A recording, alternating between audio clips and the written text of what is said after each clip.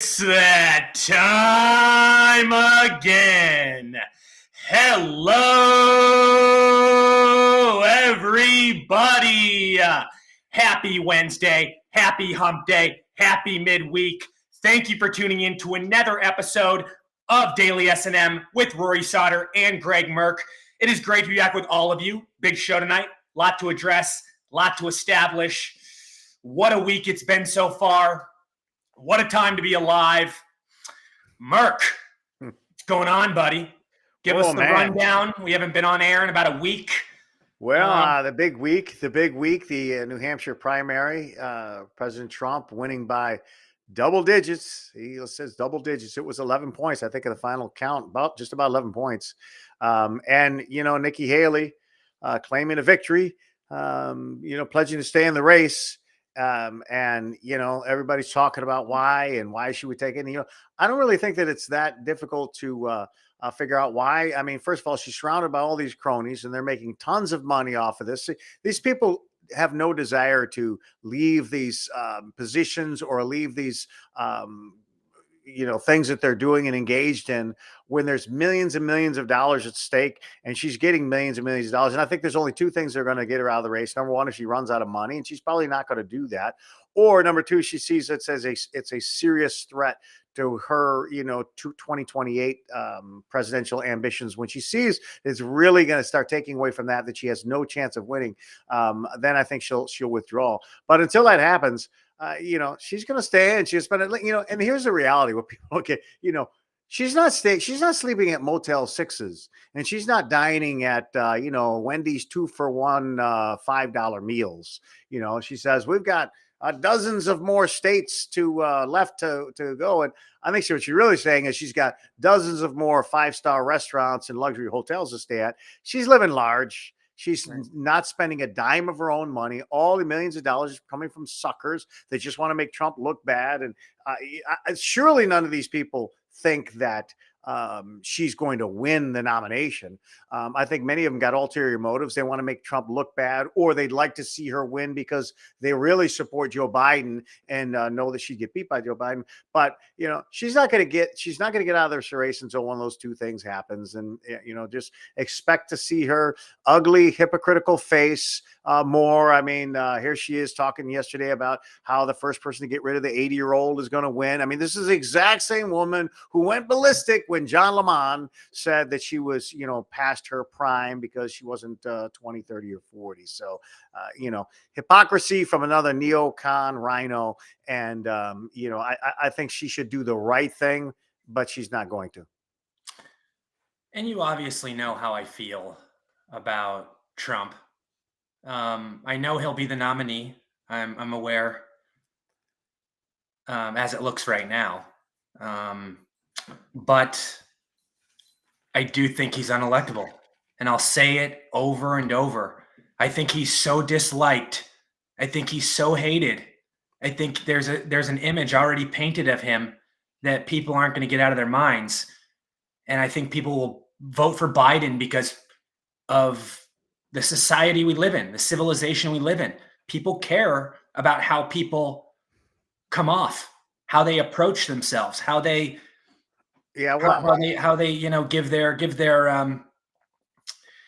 just how they give their presentation to the world. And we all know that he is uncontrollable in regards to his mouth. The guy just says things that nobody else will say. And I understand the no filter authenticity is good, but this guy takes it to way, way high levels. I mean, come on, you agree with that? I mean, half the things he says, he should never say. And I guarantee you, if he didn't say half the shit that he says, there would be a lot more people that would be like, yeah, I would vote for him. Yeah, that might be true, but the polls don't necessarily reflect that. I mean, in real legitimate polls, consistently he beats Biden, and his margin is actually growing. So I don't know. I wouldn't say the electability thing is not there, but you say half the things he says are beyond the pale. Well, half the things Biden says you can't understand. So I mean, take your pick. Yeah, half the things are offensive and vulgar and profane. half the thing from this guy are incomprehensible and confused and nonsensical, and show that he's like demented and not mentally capable. So I mean, compare the two. Which would you rather have? And as far as the way people think, look, he got 75 million votes last time, and he was hated. He was as despised then as he is now. But see, what has happened here is the establishment and the arm of the Democrat Party and the deep state and whatever you want to call them, all these organizations, institutions have conspired to destroy this man. And the American people see that. And regardless of the Trump, they're doing it to you, but I'm standing away and all that. Maybe, I'm not doing this for me. I'm doing this for all of you. That's probably the most narcissistic thing I've ever heard. And it may be. But millions of Americans do see he is doing that too, because the bottom line is 75 million people voted for him, and they're trying to stomp him out. And millions of Americans want him to be their nominee. And the deep state is saying, no, we're going to make that choice for you. So, here's the one thing. This is why I'm a 100% Trump supporter now. I mean, obviously, Joe Biden, I would vote for Fred Flintstone over Joe Biden. Right, but me too. Yeah, duh.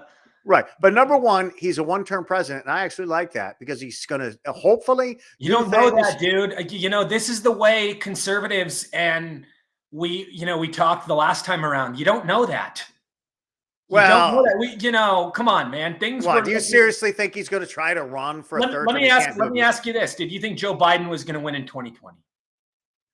Well, no, I didn't think so, but I mean, doesn't mean no. But your there's a big difference between that and do I think Obama wanted a third term? But your demeanor, he sure did, and he got it through Joe Biden, but he didn't get it through an Obama ticket. No, but I know, but 2020, your demeanor was similar to mine and similar to most of us in the conservative movement. We thought Trump had this in the bag. He had it on a silver platter. He had nothing to worry about in the bag. I didn't think he had it on a silver platter. I did not think that. Look, in June of 2020. That's how a lot of people were talking in our movement. I'll tell you what. June of 2020, I'm on television. There was a lot of people already counting the victory before it happened. But me, okay, you said me, what I thought. Yeah. June of 2020, I said that we are going to have we're asking for massive voter fraud with the widespread mail-in ballot initiatives. We're asking for massive. That's what I said in June of 2020. I said, that's the real concern, not equal opportunity to vote, not COVID lockdowns. Will people be getting? No, massive voter fraud and voter problems. And that's exactly what we had. Not dead people, not like Trump says, but we already know for a fact. This is irrefutable. This is inarguable, that multiple states violated their own state constitutions and their laws and allowed things to happen. And the Republican Party tried to sue and were thrown out of court because they didn't have because they didn't have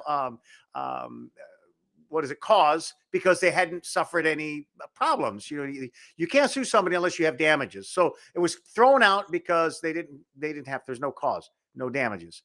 Well, then after the election, it got thrown out because it's too late. The reality is we know there were multiple irregularities and state constitutions that were violated, and the Supreme Courts ignored it.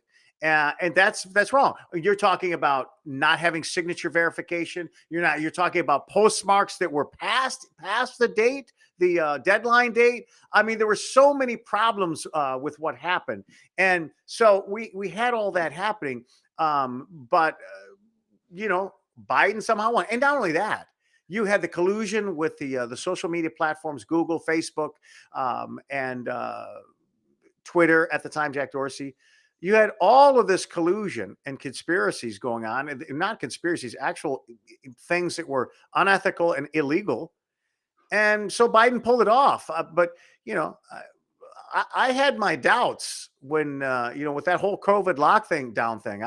I had my doubts. I thought anything could happen. This is very different. Again, so I like Trump because, number one, he's a one-term president, and he's not going to have to do things because he just wants to get reelected. So hopefully he'll govern, not with a 5-year plan, so you got to, with a 4-year plan, a 3-year plan to get it all done. I got one shot at the plate, and when I get up to bat, I'm swinging for the fence. That's what I like. And secondly, he, more than anybody in the history of this country running for president, has a massive axe to grind. And I like that, because the truth is, as much as I love DeSantis, when you get, really cutting out the deep state, I like the fact that Trump's going to have a vendetta. And why? Because that really, if the American people don't get somebody in there who's going to not only govern the way America needs to be governed with fiscal responsibility and all of that, but also gouging and cutting and destroying and draining out all of this deep state corruption, then we're just going to have the same thing with the next guy. And whether it's DeSantis or I don't care what there wasn't Republican physical responsibility with Trump. He raised the debt more than Obama. No, well, look, he I get it. Endless amounts of money, and he wanted not more than Obama. rate. In his 4 years, he did, but Obama raised more. But I know, but interest rates, he wanted it at pretty much negative. You want it negative? Yeah, I get it. I mean, these are things that are problematic. This is not, but this is what I'm talking about. This is not how a true conservative would act economically. Well, okay, you got Biden and Trump. There's your choices. No, well, yeah, I get it. And isn't it unfortunate how those two are the only options? I mean, I don't know. Well, there's worse. We could do worse. We could have Nikki Haley. We could have Nikki Haley, the warmongering neocon. She's horrible, dude. She's the devil. She's Satan's daughter. Yeah. I mean, she's no different than Hillary Clinton. There's no difference. Oh, I agree. I agree. But listen, a lot of Trump's policies, I believe this, of course, look at, I mean, remains to be seen. But I think a lot of Trump policies were, this guy he doesn't like to lose. And he was throwing the money away, giving the money, all to get reelected. He was trying to buy votes like all of them do. And that's a terrible thing. It's rotten. It's horrible. And he raised the debt, 6.9 trillion. Yes, but he's a one-term president now. And I don't think that he's going to want to throw money out of helicopters because he's got no reason to get reelected. But here's my issue, a big issue I have, and this really makes our movement look bad. I would say more than not, a heavy amount, a great amount of Trump supporters look at him as Jesus Christ, thinks he can do no wrong.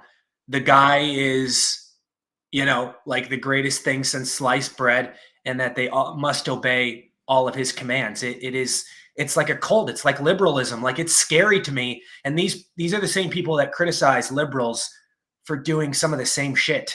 So, the hypocrisy's fascinating. Well, I mean, look, I said that even before Trump was president, when he was running, when I looked at the hypocrisies of so-called, conservative talk shows, they attacked Obama because Obama did all these terrible things and, the spending the money, and then when Trump did it, they were praising him or defending his positions, spending all this crap, public-private partnerships, all nonsense. The things that Obama did, they rightly attacked, but when Trump did it, they didn't. Then, and especially what was especially egregious during the primaries, they talked about how Obama never vetted. I mean, I can't tell you how many times we heard he's not been vetted. And yet here comes Trump, and there was really no vetting of him, of what he did in the 80s, in the 90s, in the early 2000s. I mean, where was the vetting of him? They put all their eggs in the Trump basket, and the guy was not a lifelong conservative, and they completely ignored all of the really very progressive things that he had done in the past. Look, so there's always been that hypocrisy there, and there always will be on both sides. There's demagoguery on the left, there's demagoguery on the right. I don't like any of it. But here's the reality. Donald Trump is not going to be the nominee. Yeah. And there is no comparison between him and Joe Biden. I mean, zero, none.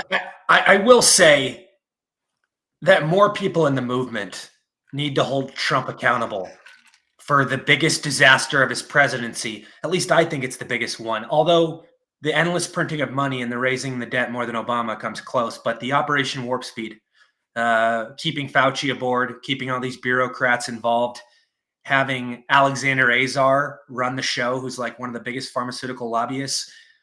It's a problem. Well, it's an issue. Yeah, the guy could have done more. He did not need. I mean, I understand that the argument many people have in our movement is, well, the media would have crucified him.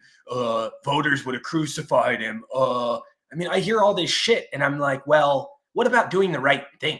And fuck his image. I don't, that's beside the point. What about just doing the right thing? I mean, we had all this faith in this guy. And in my opinion, he really let me down because I was the biggest Trump supporter on earth. And then this came about. And it's Yeah. like, I mean, I had the mindset for a while, like a lot of people still do, that he was bullied into this. But then I came to the realization that at the end of the day, he's the president of the United States. He's in charge. He runs the show. He could have got rid of these cornballs, Yeah, I mean, scumbags. I agree 100% in all valid points.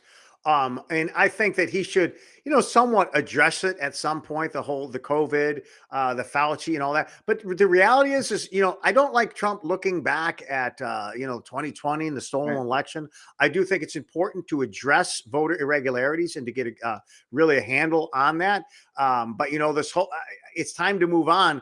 And the same with, the COVID, he should address it in a way that, says that, hey, we're not going to move forward. We're never going to do this again. And this was, Right. problematic. But I mean, to what end? Is he going to address it or else what? We're not going to vote for him.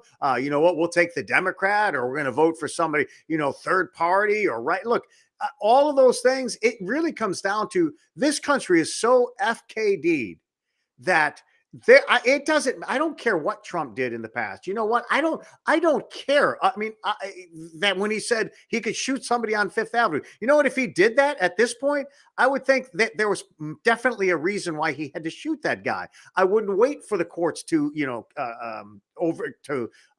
show he was innocent, because this country is so screwed on every front. Every front.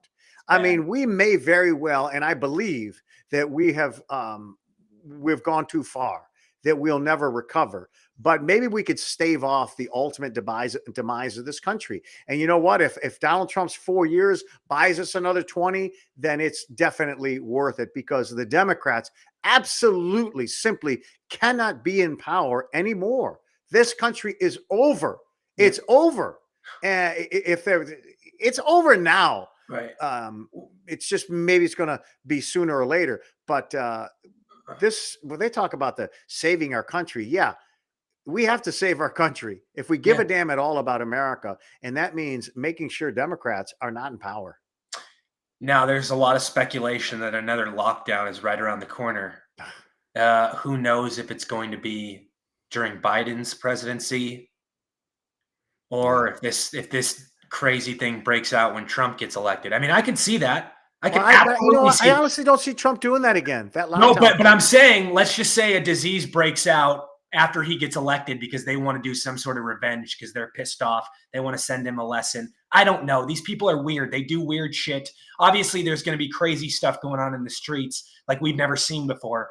Blood everywhere from all these protesters and all this civil war. But I just wonder if he gets himself into this. If he's in the middle of this, is he going to cave again? Is he going to compromise? Or is he just going to say no? No, I don't see him doing that. And oh, by the way, I don't see the American people doing it. I don't see governors. Look, Ron DeSantis showed Well, you America saw what they want to do with legislation. They want to put it all in the World Health Organization hands. Yeah, that's just not going to and happen. They get to control basically the worldwide. Yeah, and this is not real. gonna happen. You can look up these reports. These are real because I don't believe a lot of shit, but I like to do my due diligence. But they want to give this to a world standpoint where they can dictate everything done. They've been in every trying to single do this for country. years with the UN. It doesn't matter what they're trying. The fact is that the Constitution, we are run by our sovereignty is preserved. Now, yeah, one day we're going to give it all over to a global organization. But the truth is, as long as you've got governors like Ron DeSantis, this whole lockdown thing's not going to happen. We've already seen that puppet show. We've already been through that. We already know the devastation, and we're not going to stand for it anymore. Florida, Texas, Tennessee, these states just aren't going to do it anymore. And I don't care what, what states like California do, or the World Health Organization, or any of these institutions. Doesn't matter. The American people are going to, I don't believe they're going to fall for that kind of thing again. Fool me once. So I don't really see that happening under Trump. Now, it could happen next year to try to keep Biden from winning. I mean, there's been a lot of things that were these conspiracies you think were conspiracies, but seem very valid, very legit. I mean, just the planting of the bomb. They remember when they planted that bomb by the in Washington, the Senate building in J6. there's really been no legitimate investigation into that. That was a bomb that was planted. And, they've lost the footage. They had one camera, and you've got multiple scenes. So you never have one camera. Anytime there's a motion camera, there's still cameras always that are with it. So, was that there? The theory is that was plan B if Mike Pence actually legitimized this questioning and tried to stall the votes and the certification process. That was plan B. There's a bomb threat. Everybody's got to get out. Because the reality is, why is there no legitimate investigation? Why have they not found this individual? Well, because it was probably some kind of conspiracy that the deep state was doing in the event that Mike Pence did what Donald Trump said.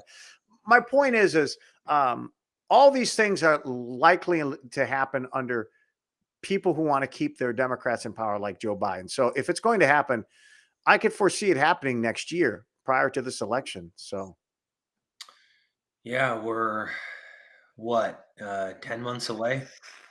Yeah, less than 10 months now. I mean, look at Joe Biden. Do you think he's going to make it? I mean, just look at the way he walks. I mean, he's got that bizarre walk. It's so pathetic. It's embarrassing. I've heard rumors that either Gavin Newsom or Michelle Obama. I mean, those are the two names I hear most in various reports of candidates that are thinking about really stepping in. I mean, you're not surprised by that. We've both been mentioning those names for a while. Yeah. Big Mike and greasy hair Gavin in California. Yeah. Well, you talk about, it would be a fourth. And I always thought that Michelle Obama, and it's going to be either of those two. I don't see anybody else even in the cards. I don't see anybody else in this sort of ballpark. I think it's those two. Otherwise Biden will somehow, just stay there. I mean, you know what's sickening that these people see, because it's always a good for evil swap. It's always how these people take their lack of virtue and put it on us, and then take our virtue, put it on themselves. You got all the crazies, the Rachel Madcows, and the rest of them. that lesbian guy. Yeah, Trump. He's going to dictator. He's going to. He's never going to want to get out of the office. That was Obama. Look, Obama said it when he was in office. He would like a third term. Now, I mean, look, it was the same kind of a thing. They talked about Trump. I see him reporting. Trump said he will be a dictator just for one day. I mean, it's so asinine, but they make an issue. He really said that. Well, I don't hear him saying anything about Obama, who said he'd like a third term. And okay, was he just kind of joking, or was he just talking off the cuff? Well, if Donald Trump is serious when he would be a dictator for a day, well, why can't Obama? But I've said ever since the beginning that this is Obama's third term. He's working directly through and controlling this administration. Joe Biden is doing nothing. He calls lids after like a half hour's work every single day. The guy's MIA. He's been MIA over a third of his presidency. This is absolutely without question Obama third term. Wouldn't Obama love a fourth term through Big Mike? I mean, come on. And then been a fifth term. I mean, think about it. You talk about people who really want to hijack this country and take it over and be dictators for decades. It's Barack Hussein Obama, and he could do that. He's done it through Joe Biden already. If it's a Gavin Newsom or Kamala Harris, he's not going to be that kind of power and authority.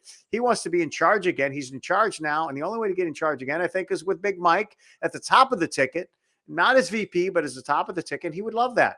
Love that. And he might get 2 more out of it. So you're talking about 5 terms as Barack Obama presidency. And look, that's not crazy tinfoil conspiracy thing. That's very legitimate. And it certainly doesn't contradict what we have seen over the last 3 years and what we've heard from Obama himself. Yeah, I mean, obviously he has the ultimate control at this point. He has,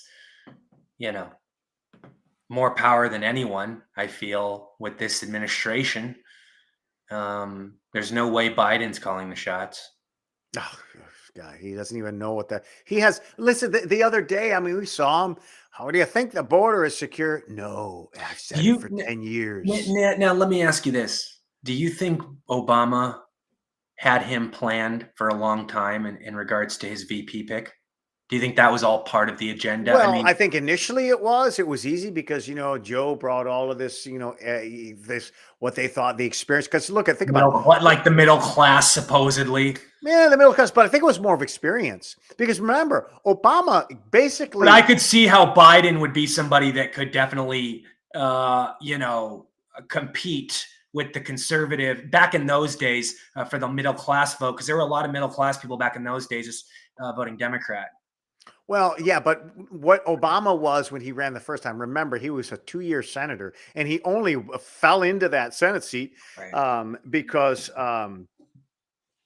the Republican had there was a scandal and he got out, and then they put in Jesse, who's a black conservative, like last minute, and I mean, so Obama just kind of fell into that seat as a senator. Then all of a sudden, you turn around and the guy's running for president. So look, they've been creating him like the Manchurian candidate for years. They've always wanted Obama to be president one day, and the powers that be saw their opportunity. They put him into the Senate. And then they ran him for president. And here he is. And he's exactly where these people have wanted him to be. And he's a massive globalist. And these people don't want to get out of power. So he got his 8 years in, and he got his 4 more under Biden, and he could get 8 more under Big Mike Obama. So, but remember, my point is he was a nobody. He was a community organizer. He had zero experience. Right. And they needed to counter that with this old, decades long Washington guy to bring the experience. All Biden was not a competent person. He wasn't a go-getter. He was a piece of paper that says this is experience. It's like having a degree from Harvard or Georgetown, a fancy degree on the wall. It means nothing. But when you look like, wow, impressive guy went to Harvard. That's it. That's all Biden was. He was like a diploma hanging on the wall. Right. And credentials, been there a long time to counter this guy who's still wet behind the ears or green behind the ears, whatever you want to say it. Yeah. Talk about how times have changed in regards to what the Democratic Party stood for in, 2008 when Obama was running with Biden. I mean, they even talked about how they were against gay marriage. I mean, Oh yeah. Talk about where we're at now with the Democratic Party. They want to chop off kids' dicks. Yeah. They're frauds, always are frauds. I mean, look, this was Joe Biden. He's going to turn our schools into jungles, how he opposed the busing all there. Turn our schools into jungles. But, I mean, the guy by today's standards would be considered a far right conservative. Right. No, absolutely. I want to bring up this whole and I can't stand Carrie Lake. I think she's an attention seeker. I think she's pretentious. I think she's I think the woman's conniving. I think she's full of deceit. I think she would fuck anybody over if it meant she could get to the top. And I can't stand Jeff DeWitt. He's a weirdo. He's a fucking moron. The guy shouldn't be the GOP chair in Arizona. But this whole leak, I have no doubt in my mind that Carrie Lake was behind it. And she says, it's great for obviously the conservative movement that this is being exposed and for the America First. But what does that say about her? What does that say that, what does that mean she'll do to innocent people, innocent civilians? Like, I mean, I understand Jeff DeWitt's a scumbag. He's a weirdo. He shouldn't be in that position. He shouldn't be bribing Carrie Lake, but audio leaks, it's dirty. That's dirty, dirty, dirty. Well, what they basically bribed her, wanted her to get out of race, and they were going to give her a no-show job. Right, but that kind of stuff. I mean, come on. I mean, you don't think that stuff happens constantly? Like it's it's normal in this political world. Don't act surprised, people. This shit happens every second of every day in the political realm. They offer people money. This is not new. And we're acting surprised. We're acting like it may not be new, but she certainly has a right to expose it. I mean, I understand. I think it's relevant. Both are in the wrong. Both are in the fucking wrong, in my opinion. Jeff DeWitt's an asshole, a moron, unethical, out of character. He should resign for what he did. But at the same time, you're recording somebody without their consent. A little dirty. I mean, what does that say about somebody's character? You're going to do that to him, you'll probably do it to everybody else. Well, I mean, you could say that, but what would happen to her if she tried to make that claim without the recording? You know what I mean? I get it, but But I also think she's getting herself into dangerous territory. You don't want to piss off the wrong people when you're not even in yet. You're still on the outside. You're still running, lady. well, You're but you're you know, you're but that's no reason for somebody to, run scared and hide and be bullied I'm by these not, but I'm people. not, I understand. I get it. I mean, Yeah, but but I'm because I've not. been subject to the same thing, I'm saying and both are wrong, though. I said both are wrong. DeWitt's yeah, wrong, but I and don't think she's wrong for recording a scumbag who tried to bribe her and get her out of a race. I mean, I don't think that's wrong. I mean, if she's recording this guy, she's probably thinking, you know what, this guy's dirty. It's not like Billy Graham came to see her. I'm gonna go, record Billy Graham. She recorded a guy, I'm sure, because she had reason and knew what kind of rotten person he is, and she needed to. Why did what's her name save the dress? The lady that Monica gave. I Monica. mean, you might need it. Wasn't her name Linda something? Yeah, Linda Tripp, right? Linda Tripp. Yeah, thanks. Yeah, or she told her keep the dress or something like that. I mean, I think it was. I think she taped the conversation on the phone, right? tape the conversation and told her to keep the dress. Hey, Yeah. why would you not clean the dress? Hey, you know what? This guy's a rotten dude. I might need it someday. Souvenir. Because think about it. I mean, none of this they would have never gotten Clinton, caught him dead to rights without that dress and the DNA. You know what I mean? It's you can't argue with the DNA. She wasn't recording a good guy, a person who's above par. She was recording a low life, and she was smart to do it, as far as I'm concerned. I got offered money directly in one case and indirectly to get out of a race, and I'll tell you, I wouldn't hesitate to tell somebody about it if I Was it thought a lot of anybody money, or gave a damn. was it not? Well, Was it a lot? no, well, the first time it was I ran for state rep. I ran for it was a 3-week campaign. I got into the race in the last day, and it was like 3-4 weeks of campaigning because I just thought there was only one guy in the race, and he was a complete ass clown. And I'm like, you don't get to just run. So I'm like, whatever, I'll throw my name in the race. And this guy was freaking out, just typical, millennial douchebag, all mad that he's got to run against somebody who's a Republican and he's got to spend some money. He was angry. Well, he had his campaign call my my consultant team that was handling my ads, and they offered me to get out of the race a like city council position. I'm like, listen, I'm not interested in the city council. I'm like, it's just nonsense. Asinine. Literally, they called. And the second time was when I ran against Gates and Lombardo's team, the guy who's run against Gates, the guy who spent almost $1 million. They called me and said, hey, first time they said, you should withdraw. This guy's got, I'm like, I'm not withdrawing. If he's so great, he'll win on his own.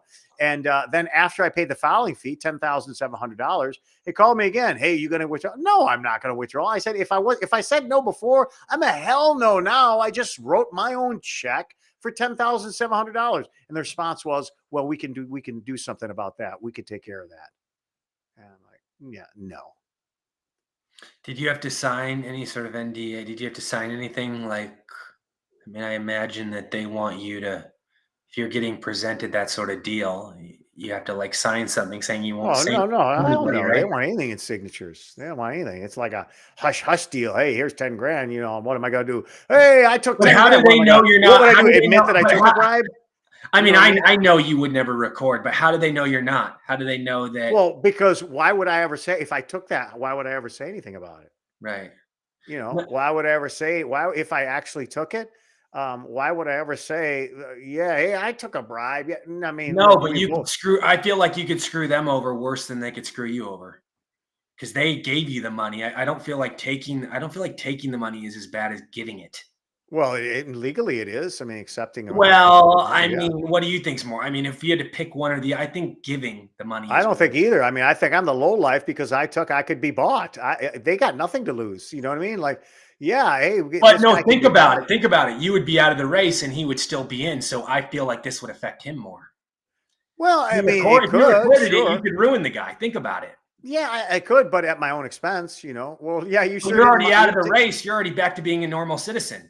Yeah, and then never be able to run a race again because I'm the guy that got Well, I bribed mean, out. that's debatable. I mean, there's a lot of people that No, do I this. mean, come on. You mean Menendez is his political career is pretty much over.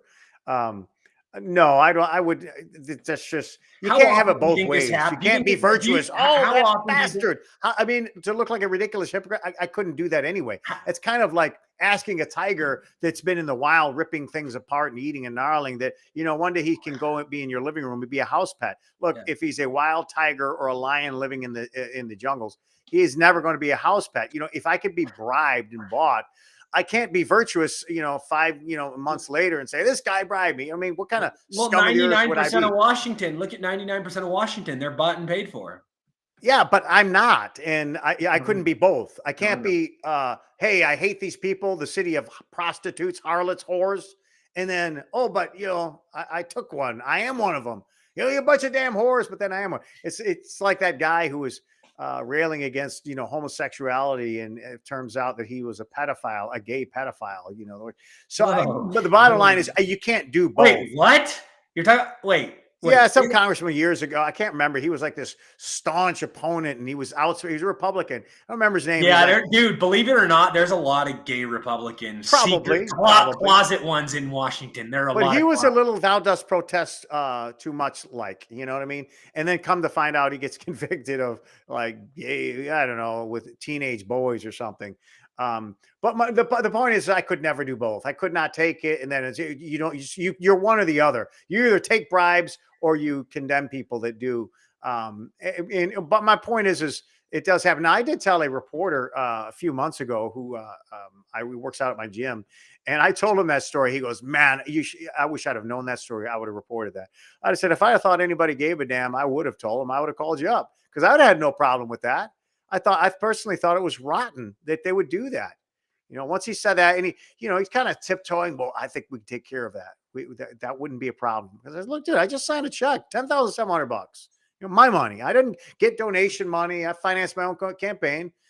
And he's like, well, that we can take care of that. We probably could do, because this guy was a multimillionaire, and he made it absolutely clear to me that maybe they could take care of that for me, but didn't happen because I cannot be bought. And neither could Carrie Lake. So good for her. Interesting. Oh, she's taken a lot of money. So from other people, there's already been numerous reports. So she's definitely been bought. This woman is no innocent. She's not. She's pretty. I don't know. My opinion, corrupt from what I've heard. I mean, there's speculation. I only know what I know. That in this case, she couldn't be bought, and good for her. I just think she's a huge attention seeker, and I think this is one of the things. I think she's so guilty of taking money in other parts of the campaign and during other times, but she doesn't like, she's known not to like this guy. And again, I don't like this guy either, but yeah, but why? So why is that? I mean, he's a rotten guy. So it's good. You get rid of a rotten guy. But if you're going after somebody, I don't know. It just seems like, I don't know. I mean, it's like she went looking for it. It feels like she went looking for trouble in a way. I don't know. Look, that's speculation, and that may be, but doesn't matter to me. What I do know, I only know what I've seen and heard in the tapes, and I'm glad the guy's out. And why is somebody, and we've talked about this, why is somebody that lost to a Democrat in Arizona for the governorship running for Senate? I mean, I just don't understand. That happens a lot. I mean, these people lose one thing, the opportunity is rising. They think they can. But you even said she already lost. Wait, what is she like? She lost one. Yeah, she lost one. Wait, did she run twice or did she run one? I don't know. I think I gotta look, but I mean, I just think some people run multiple times till they it's finally an uphill battle for her. She's not gonna get in there. There's no way that Ruben guy's gonna beat her. Ruben Galakos, whatever the hell his name is, he's running for Senate. He's the Democrat. Arizona's become more Democrat since all these people have moved there and relocated. So it's not the red state that people once knew. No. Well, but still, I mean, if she's the best Republican, that's dangerous. Primary, and that's dangerous for our movement. It's dangerous for our movement that Arizona is becoming more blue. At this point, I mean, people want to say it's purple, but I wouldn't even give it that. They have a Democrat governor who won significantly, and she's pretty radical. So I would give Arizona at this point a blue color in regards to what their state is and what it represents, what it stands for. And I never thought that day would come ever, but here we are. Yeah. Well, I mean, in a way, obviously Texas is way more conservative, but for a long time, Arizona was right up there for being one of the most conservative states in the union. Yeah, well, that's changing in a lot of places. Like Um, when people say when people used to say Arizona, they would think Republican. Like that was like known, like Republican, Republican. So now it's just the dynamics have shifted. yeah, well, I mean, it's important that Republicans win every state. Um, we have to create a foolproof Republican Party, and that means one that can override vetoes. Um, should a Democrat be in office, and so uh, you know this is America. We're changing culturally in areas, and we're shifting around and consolidating our conservative principles in certain various states. Um, but hey, that's why you just fight the battle, man. You keep fighting the battles. Jeff Landry, Louisiana, the governor, just signed an order. Well, he's going along with it. I don't think he originally put the order together, but I could be wrong. Which basically, if I'm not mistaken, it redistricts the congressional map, and Republicans will lose a seat. So this is significant. This is out of Louisiana. Signs new congressional map into law, likely costing GOP a seat. Gave final approval to a congressional map that creates a court-ordered second majority black district. Yep, and likely will cost Republicans one of its 5 seats in the Louisiana legislator. Wow, interesting. Well, he Nick- also signed a bill that would um, close the primaries, which I think is very important. Having closed primaries, where But what do we think only about this whole I haven't seen congressional? the map. I haven't seen the breakdown. If that's what it will do, I don't know how. Um, you know, I don't know how that's going to play. If that's kind of speculative, if they're trying to kind of beat him down, I don't know. So I haven't seen that. I do know that he wants closed primaries in the state, and I think that's important and a good thing. Right. I'm reading here. Did you see this? Turkey, and this we've been talking about this for a while, and finally it's a reality. I didn't know we'd get to this point. I'm surprised Turkey signed off on it, but they signed off on Oh, yeah, Sweden Sweden. joining NATO, Yeah, clearing a major hurdle for Stockholm's bid.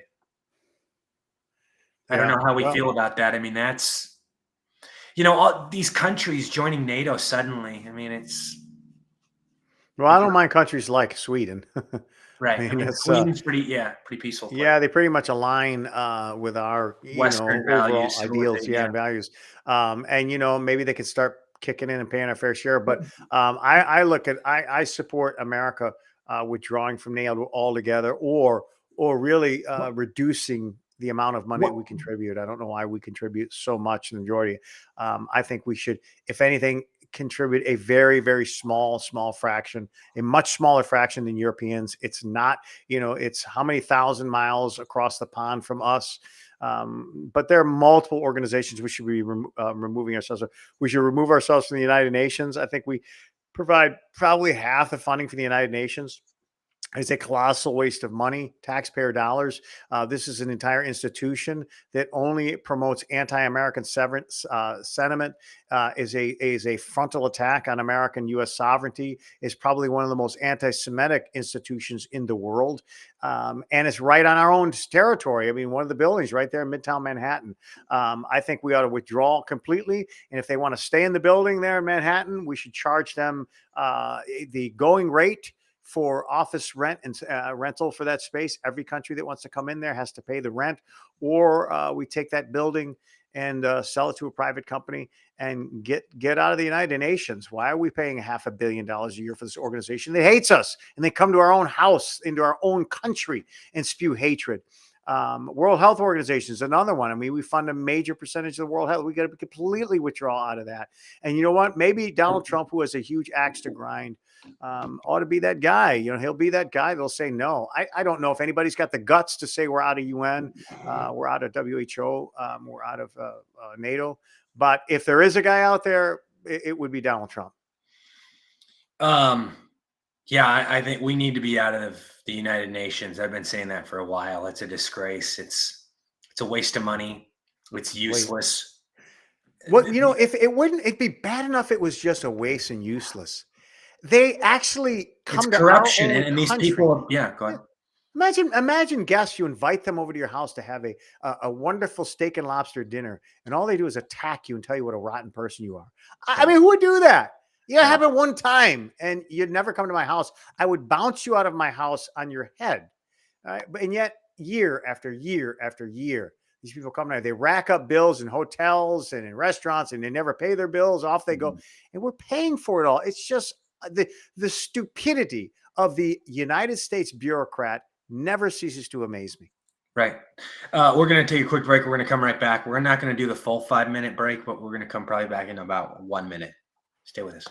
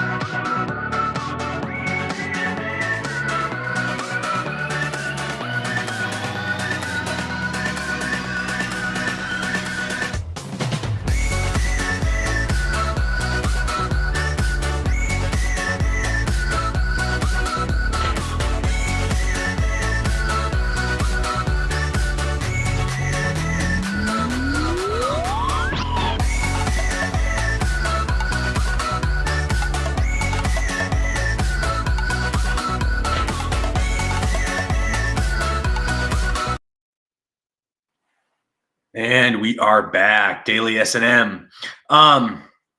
Greg, did you hear about Tucker heading to Canada? Oh Um, no, I did not. yeah, he's doing like a big tour up there, and he's trying to liberate Canada and really try to spread awareness. And yeah, he's quite the activist, man. He's doing a lot of work just worldwide. He's been Well, he's everywhere. striking while the iron's hot. Canadians are clamoring for a guy like that, just like Yeah, Americans are, yeah. because they're disgusted with that bozo Ying Yang Trudeau.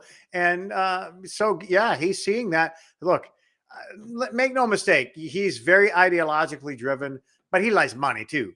I mean, he's Oh not yeah. doing any of this stuff for free. Well, yeah. And And he you stands never to, should. When you're the greatest, you should get the top dollar, like he is oh yeah, getting. I agree. I agree. And he sees like, hey, it's opportunity for me not only to spread the word and liberate people, but oh, by the way, he's really going to boost his credibility and his position in following on the platform. So good for him. Good for him. His message needs to be told. 99% of the stuff he says is right on the mark. Some of the stuff I think gets to be a little bit kooky. His alien. When he starts talking about aliens, I'm not right there with him. He just kind of leans toward, believing that we've got some alien bodies hidden somewhere. I'm not there.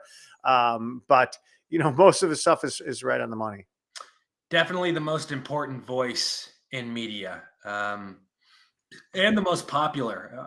I don't think there's anybody in his territory. I don't think there's anybody on his level. I think he's Yeah, I in, agree. in a class of his own, and I Total, and think, he's the total package. yeah. And you know what? You know what's great is that he actually cares. He loves what he does. He wants to spread awareness. You have a lot of these big time people that they go to work, they get their massive amount of money, and they go home. They don't do all this extra stuff that he does, if you know what I mean. Like, he is Yeah, so invested, he is so engaged, like the he loves guy. it. He loves what he's doing. Right. Yeah. And you know what? I think not since Rush Limbaugh have we seen somebody like him. Right. When America lost Rush Limbaugh, they really lost a massive, massive presence in the Mhm. conservative circles. And I think that Tucker Carlson is a great backfill. And I think he's doing a great job. And I think he's going to get bigger and bigger and bigger. And he will be the voice of the conservative movement. I like some of these other guys. I like kind of listening to Bongino, but like I said, Tucker's got the total package, just like Rush. Rush, man, he had it all. But here, Tucker Carlson is, and I look at Tucker also brings that television video presence also to him, which something that Rush Limbaugh didn't have. I mean, Rush Limbaugh was great on radio, But when it came to actual video and getting him on television, he had that show for a while. I mean, he just didn't have the presentation that a Tucker Carlson does, who looks good in all settings. So I like Tucker and I hope he continues to succeed. And they're going to try to wipe him off the map too. Yeah, and people say that, well, there's some people that have mentioned that if we lose him and he decides to take the vice presidency, then we're really going to be fucked with, getting reliable sources and getting all the media stuff that we've been getting, because nobody's going to give it like he gives it. So, I mean, I would much rather him be vice president, believe me. But I understand where people are coming from, because his voice is extremely important. And I understand it would be a tragedy. It would be hard to lose him from the media field. But like I said, I would much rather, if I had to pick, I'm not going to use the word much, because if I had to pick though between the two, I'd rather have him as the vice president, because that's a once in a lifetime opportunity. And then in 2028, I believe he could be the next president. Yeah, I would certainly take. I mean, look at we can get 100 if it takes 100 people to do the one job he did is in the media platform. We'll get 100, but it's hard to get a guy like him. Not that I think he would ever take the position. I don't know. I don't know that he would be asked or that he would take the position, but I would. I mean, to trade him from the media to actually the guy who's going to get in there and, uncover the dirt and pull out the bodies without any fear, without any, political, buyout to be influenced politically, and then he could be the president of the United States, like the guy in Argentina. And I mean, this is a guy who would get real fiscal conservatives in Washington and do some real work that needs to be done. So, man, I would exchange all. I mean, if he had the presence of Rush, if he was 10 Rush Limbaughs, I would take him. Rather have him in Washington. I just don't see it ever happening, unfortunately. Right. But what's interesting? Kind of a sidetrack on Tucker, because Tucker's done a lot on this alien thing and the UFOs and all that. What many people, and I will say the vast majority of Americans don't realize is there are literally hundreds of skeletons, human skeletons that we have found, hundreds that are 9, 10, 11, 12 feet tall. And I don't know if people know that.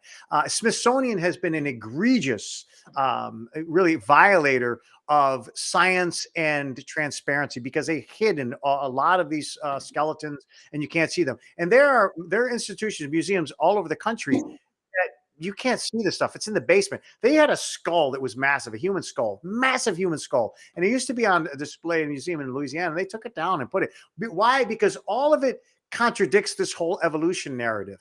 That when you talk about men, you read the Bible, the giants on the earth, 12 feet.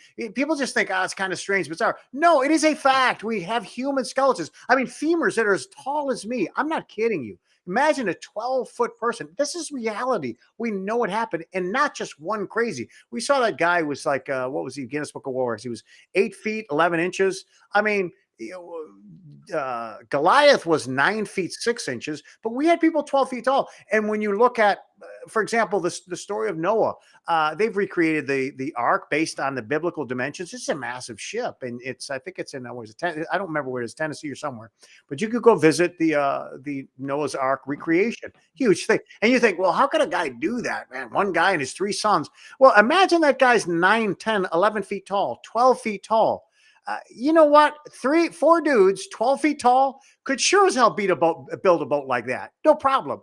We found axe annuals, the heads of axes. Now, you get a heavy sledgehammer, it's 10 pounds. We found, archaeologists found a axe that's 37 pounds. 37 pounds. Now, I don't know what kind of person can wield a 37-pound axe, but I could tell you, if he's 12 foot tall, probably not a problem.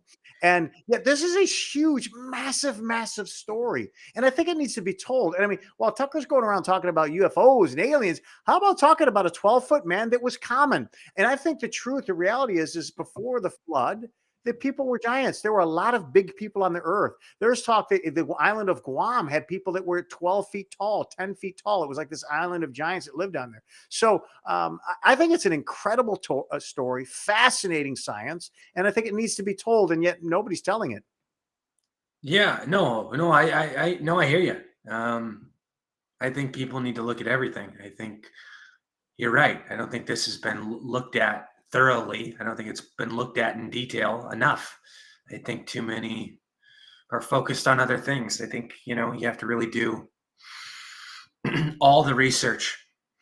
I mean, well, there's a skeleton. It's 12 feet tall, right? Can you imagine? And they've got it. It's a full skeleton. It's laid out. It's 12 feet tall. It's a human skeleton. They know it's a human skeleton. 12 stinking feet tall.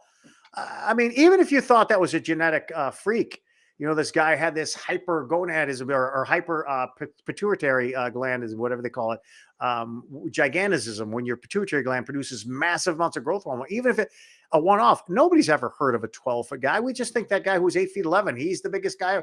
No, we got a 12-foot skeleton. That's just Right. incredible to me.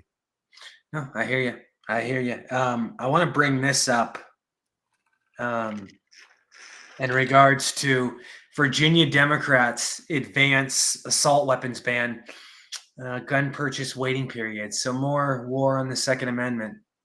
Yeah. Yeah. And again, all of these are mission creep. The design is to ultimately get rid of the Second Amendment altogether, get rid of guns altogether. They start out with the scary guns and they don't need 10 bullets, all that nonsense. But people don't realize, again, like I always say, blank's never about blank. It's always about fundamental change. And with this, it's not about public safety. It's about the eradication of the Second Amendment. It's about getting guns out of the hands of the people. Would be devastating to American sovereignty and American liberty. Obviously, it would be part of a huge attack on the Constitution. None of it, of course, matters to these people who are Marxists anyway. But it's mission creep. And a lot of bad things going on. It's all part of the scheme. Ultimate control. Ultimately, there has to be global control over all of us. And whether you're talking about the World Health Organization, United Nations, all these institutions want to control the masses. And the way you control the masses is you systematically take away, brick by brick, every freedom that they have. And whether you talk about vehicles, the car, the combustion engine, what people don't realize, this is an object of freedom that we cannot even begin to measure. I mean, I get into my car routinely. I drive from my house in Florida to my house in New York, 1,100 miles. I'll do it if I decide to go tomorrow and I'm off. I go. That is incredible freedom that these people despise. The last thing they want is us. So in this whole thing about EVs is not about saving the planet. Listen, EVs, our society, it's impossible, and our energy requires impossible to replace all the cars with EVs. But oh, by the way, people just think, well, they're just trying to save the planet. They want to get rid of these terrible combustion engines. It gives no. You don't realize they want to get rid of all vehicles. Period. No vehicles. You use public transportation because that's how we can identify all of you, track all of you, control all of you. They want to get rid of. People don't get this. It's like we're so caught up in these little problems that we never see the bigger picture.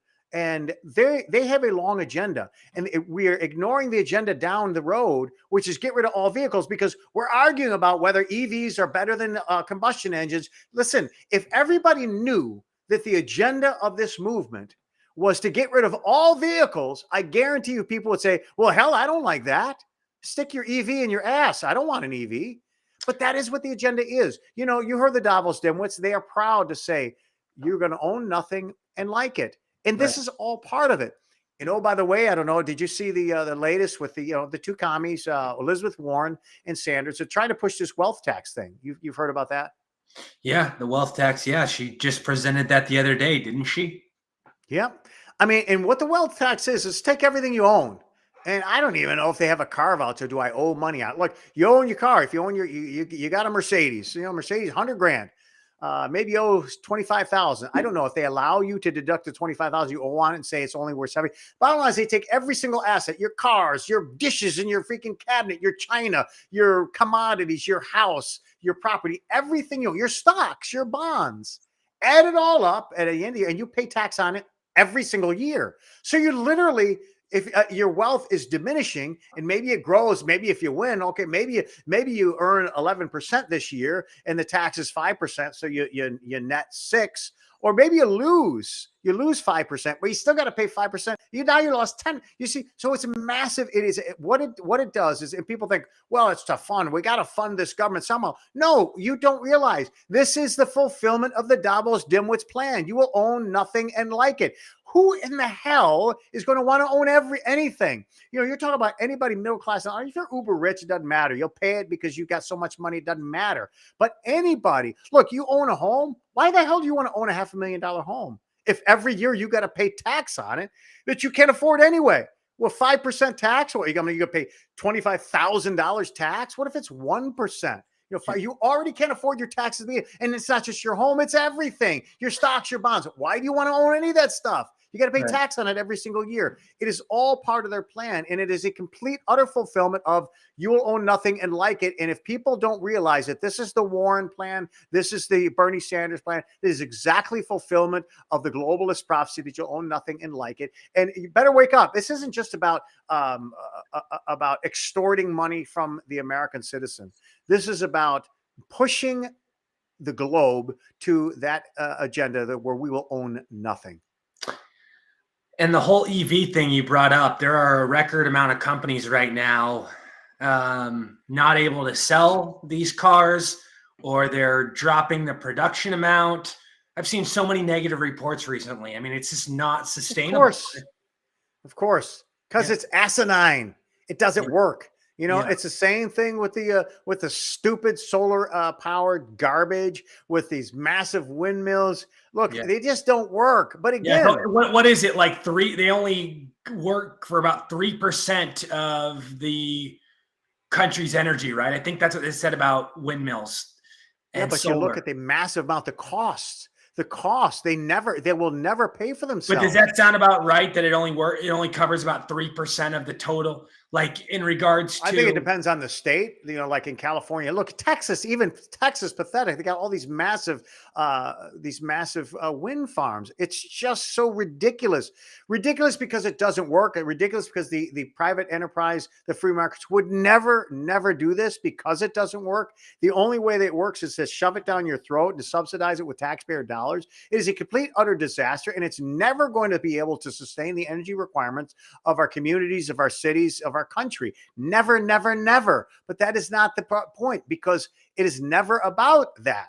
It's not about having a renewable and saving the planet and protecting the environment. It's about fundamental change. It's about being able to control the masses. You control their energy. You control their healthcare. You control their education. You control what they own, what they can and can't buy, how they. It's all about control. A multifaceted approach to eviscerating every single freedom that you have, whether your freedom to drive your car across country, your freedom to pick your doctor, or your freedom to make a purchase without the government knowing what you buy at every second of the day. One by one, piece by piece, brick by brick, they're dismantling American freedoms until we will all be serfs and minions at their beck and call. So it says here 10%, 10.1% of the country's electricity. Wind is okay. So it says wind is the largest source of renewable electricity generation in the United States, providing 10.1% of the country's electricity and growing. So I mean, but what they don't tell you is the cost. And what they don't tell you is how long they last. These are massive. Look, those blades, they're made right literally in my backyard. They're made right here, right around the corner from my house at the GE plant. And I see them load these big, stupid ass turbines on the rail cars. Off they go. And the giant blades that they get. And what do you do with those blades? You're going to hack them up and bury them? I mean, they're no good. So in regards to solar energy, accounted for about 4.75% of electricity generation in the United States in 2022. That's not very good. I mean, it's pretty low. Yeah, that's not really a game changer. That's not really making a difference. No, it's never. I understand it's saving people money. I don't want to say it doesn't make a difference. I understand it's not saving people money. Like we've talked about. Do you know anybody that has a solar power? Do you know anybody that has it? A lot of people have solar panels here because it's the desert. Yeah, but have you talked to them?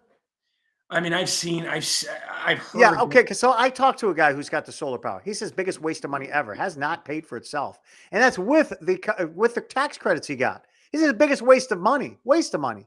He got a bunch of tax credits. He thought he was going to make money on it. He's like, look, it's going to take. He'll be dead. He'll be dead before his solar panels are paid It for. says the state of California has the largest number of homes powered by solar, accounting for almost 42% of solar powered homes in the United States and 39.3% of residential generation capacity.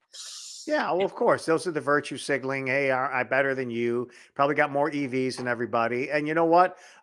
When the crap hits, when the brownouts happen and they don't have power, they'll be wishing they had, coal fire plants and nuclear power. And there's nothing you can do. But again, um, this is ultimately what the goal is. Yeah. Keeps you into the city centers, then the government can control all the power, and we're just the serfs. Did you hear about this new report? This is troubling. Loan Depot, a leading provider in the loan and mortgage industry, has reported a significant cybersecurity breach impacting approximately 16.6 million customers. That's huge. Think about what these people can get access to: social security numbers, I mean, think about everything, all the details and transactions, finances. It goes on and on. Yeah. I mean, that's Yeah. dangerous, dude. And these are only going to get worse. I mean, think about everything that these cyber attacks. Oh, Yeah, well, I'll tell you what, we don't need cyber attacks to implode this economy in this country. It's going to come on its no, own. I understand, Uh, but this is still yeah. very problematic. I mean, if you're, anybody who's um, doing loans, Well, that's why those things like yeah, LifeLock are important to have. yeah, But there are even other things. I mean, that title theft, that's a thing that's out there. People stealing the title on your house. So yeah, I mean, the yeah, world is dude. very corrupt. Did you hear about Oakland's only In-N-Out Burger closing because of high crime? And they had a Yeah. huge profit. They had a huge profit. The finances are through the roof, incredible right now. I mean, duh, it's In-N-Out Burger. Anytime you go to any In-N-Out Burger, you're going to have lines around the corner. I mean, they're on average, I wait, and I go to In-N-Out Burger quite a bit. I wait on average, 15, 20 minutes in the drive-through. Sometimes I think the longest I've waited is like 45 minutes. It's crazy. I mean, Wow. that's how popular this place is, and it's maintained that popularity and that powerful reputation ever since it originated back in the old days. I mean, this place is the real deal. I mean, Yeah, it's sad because I've watched these like Shark Tank, and these self-anointed, self-appointed yeah, and do-gooders, and and a lot of the residents are like, "This is really unfair. This is sad." Now they're going to right. have to go a ways to go to In-N-Out Burger, and the thugs, the criminals, the people that don't know how to behave themselves properly, the rambunctious bunch ruined it for everyone, unfortunately. But here's the thing, though. Too little, too late. Look, you got to know these things happen. I watch these people, the do-gooders, that yes, like these terrible inner cities. They've got what they call food deserts and food. They can't get food, and they want to bring the food. And I like to laugh at them. They want to bring this good quality food. First of all, people in the inner cities like that, in these impoverished areas, they don't want your Brussels sprouts and your broccoli and your baked. They don't want that crap. Sorry. So good luck with that. Forcing that crap. It's kind of like the Michelle Big Mike Obama high school or the school food program where the stuff was just getting thrown away. I mean, at least they may give the kid a piece of pizza. He's young. He's got a high metabolism. You know what? Eating a piece of pizza is better than eating nothing. So they're throwing all that crap away, the sprouts and the celery sticks. They don't want that crap. So you want to bring this healthy food to inner cities? Yeah, good luck with that model, number one. Number two, yeah, they're going to steal that crap and go to the white neighborhood and sell it for 50 cents on the dollar. So don't kid yourself. They create their own food deserts. When you want to destroy, rape, pillage, and steal, back your truck up into buildings and smash, and then 100 of you go in there steal. Look, don't be surprised when they close down and say bye-bye, see you. They're creating their own. But you know what? That's why law enforcement and law and order is critical to your communities. So don't wait till there's nothing left and your place is a desert. where there's nothing but rampant crime and you can't even play in the streets. Don't wait for that. If you're too stupid to realize it, when you don't enforce crime and hold people accountable for their actions, that will be the result. Well, then you know what? I don't know who you got to. You can't blame. Can't blame the government. Don't blame the government. Blame yourself. Speaking of massive crime, Supreme Court is allowing Biden to cut Texas border wire, and you know what? That piece of dog shit slob Barrett, who Trump Barrett, yeah, appointed. that's Skank Barrett and Roberts. Yeah, and Roberts. She sided with Roberts. You know, I want to know something. Who is influencing her? Because there has to be more to this story, because a true conservative would never do that. And all we ever heard from Trump's mouth, he appointed her, he selected her, how true of a conservative she was, how dedicated to the Constitution she was. What's going on here, Merck? Because I know there are Supreme Court justices that are compromised. I mean, I'm not saying that's what it is entirely, but I can't think of any other reasoning. I don't think this woman would make a decision like this unless she was influenced somehow, because this is not in her, from what we've been told about her, this is not in her DNA. Well, I mean, I don't know these people personally. I don't know why they do things. I mean, I think like the speculation is Roberts. Well, they do get rich. Everybody on the Supreme Court are millionaires at this point in their life, and they're not doing that from their salary. They're not. Even Clarence Thomas is worth $3 or $4 million. Well, because they're going to pay them, thousands of dollars to speak. And hey, whatever, they're free to make that money. They should be allowed to make that money speaking.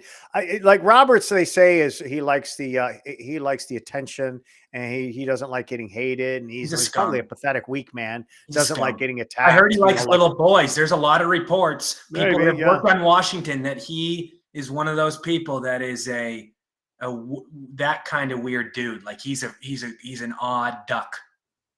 Well, look, the Scalias, I mean, the days of Scalias are lasting only as long as Clarence Thomas and Samuel Alito. Let me ask you, how did Justice Roberts, out of all people, get that position once Scalia died? Because once Scalia died, Roberts took over that position of being the top dog. Well, I mean, I think it just goes for... there could have been better choice, though. Go ahead. It's like a seniority thing. It's unfortunate, but I mean, but at the same time, has Roberts, I mean, it feels, I don't like giving this guy credit because I think he disappoints more often than not. Oh, absolutely. But there has been a few times where he has been in our corner, and there has been some victories, but I would say more often we get screwed by him. No, because,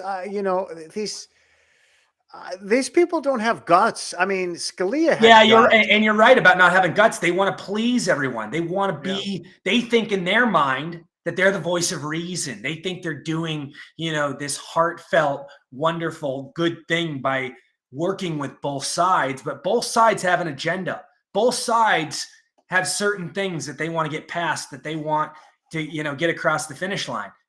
It just doesn't work. They're two separate ideologies, both sides. It doesn't work compromising. It doesn't work.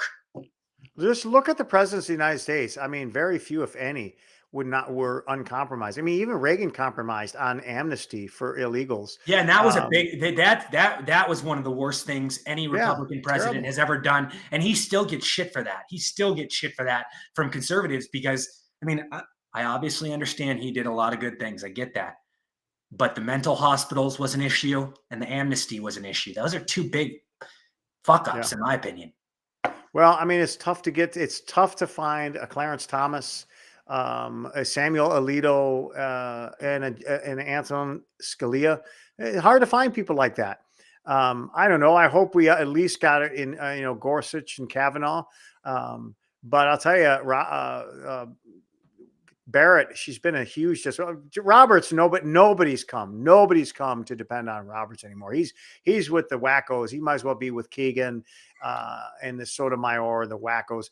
But you would think that Amy Coney Barrett, that she would be on our side, but she's getting to where you can't trust her either. What a time! What a time! Did you hear about Ukrainian citizenship for foreign fighters, according to Zelensky? I mean, Ukraine will change its citizenship law to allow foreign volunteer fighters to become Ukrainians. Yeah, because so many people want to be a Ukrainian citizen. I mean, this is Bougie. if this is You know not what? I'm going to get on the first plane. I've always if this wanted is to. not desperation, then I don't know what is. I mean, this Oh, is he's in big trouble, man. oh This is they oh big yeah, trouble. he wants this never-ending cash flow to come in. He wants all of the money, and the only way he's going to keep that alive is offering stuff like this, among other things. But this is one of the desperation attempts. I mean, do you think people will go for it? I mean, do Oh, you think hell no. Are you no? kidding me?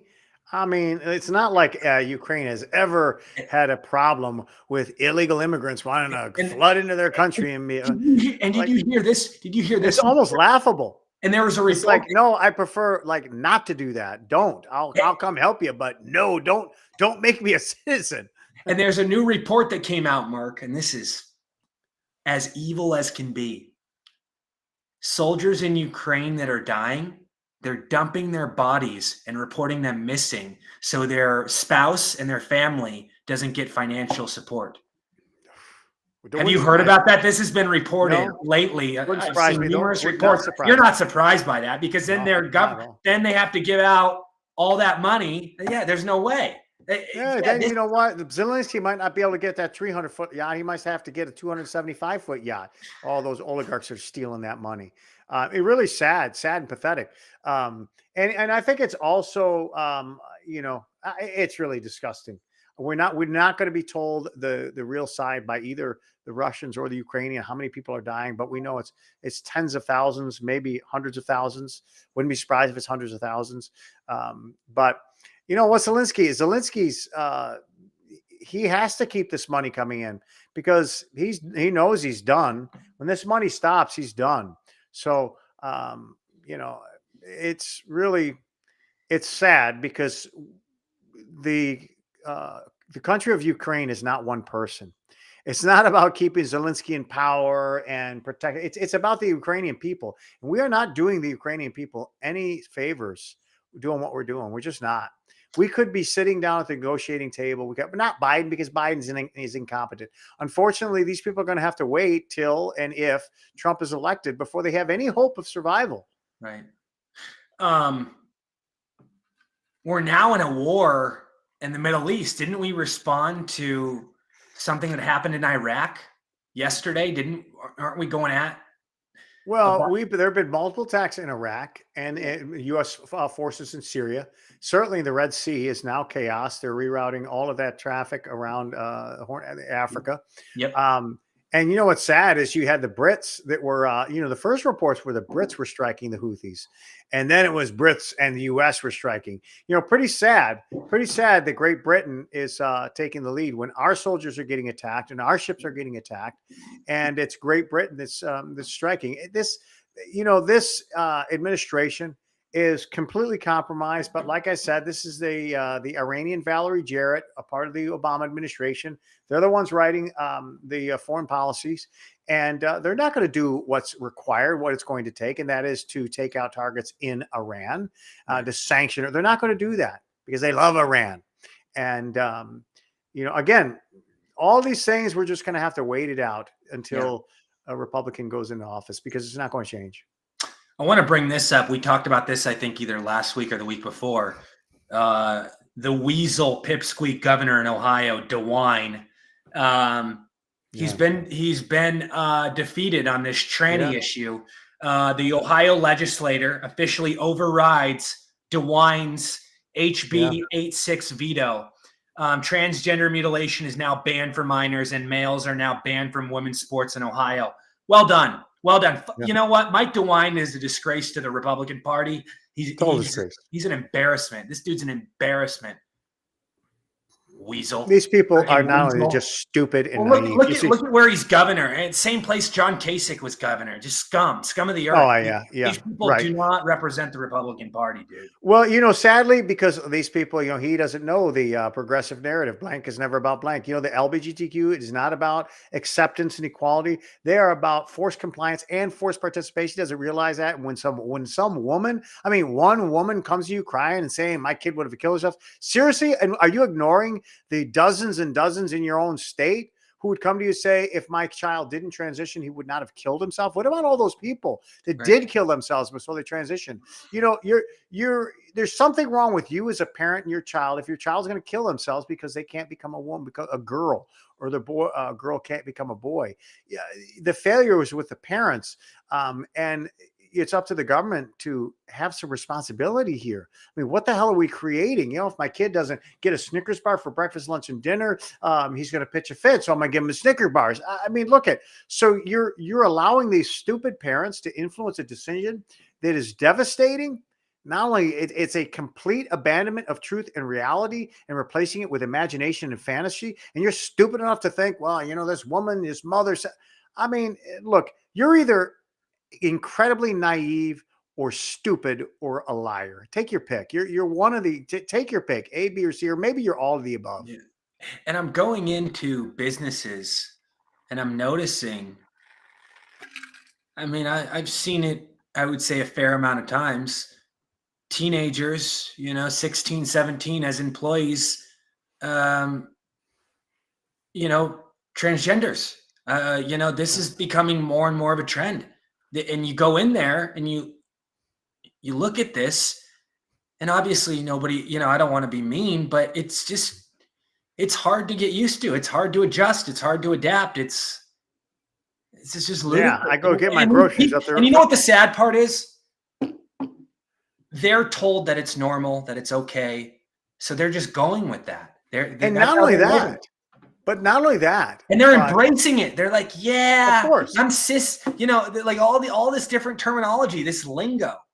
Yeah, but of course, and again, it's not bad enough. They keep reinventing okay they keep inventing, expanding the terminology, and that, well, of course, that makes their base more powerful. That just that enlarges the victim box, and then they can create all these more identities. And you know, think about the divide it creates when you want to lecture people about, you know, pronouncing you correctly.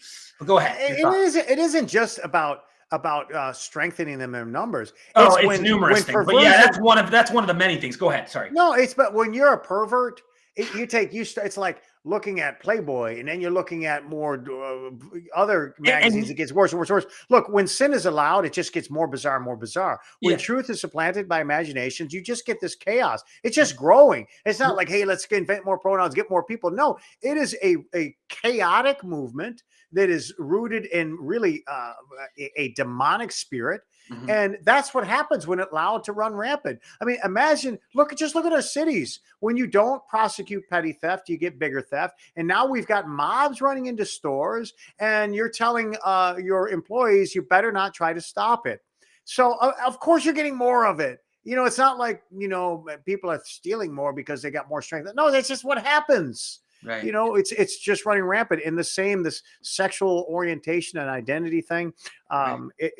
When you allow people to go, it just gets worse and worse and worse. When you don't condemn it and say this is wrong. I mean, this is a mental illness, but you can't even call it a mental illness, or you will be attacked. Right. I mean, look, I get my groceries down the store. There's a guy who's like 6'2" and long blonde hair, just an ugly looking dude, but he's not a dude anymore. His name is Annie. Nice. And it's just so ridiculous, you know, and every time I go in there and get my groceries, I just kind of look at this guy, and I don't, hey, I'm not nice. I'm not rude, but I'm not going to, you know, enable this guy anymore with, you know what I'm saying? Not going to look at him and give him kind of a strange look. Yeah.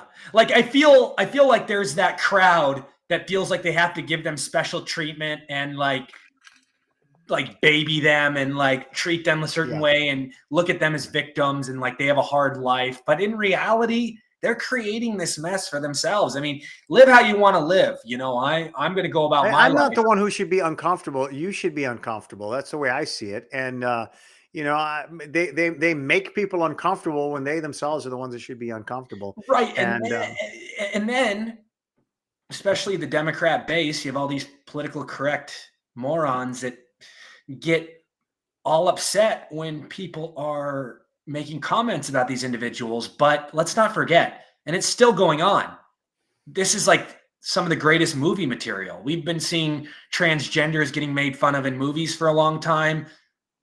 Both sides of the political aisle for the longest time majority at least have looked at this as ludicrous. So, what do you expect when you're doing something that is so out of the ordinary, that is so unusual? Of course, people are going to look at you funny. Of course, people are going to talk. I mean, Yeah, but we've society, empowered them. We've empowered them.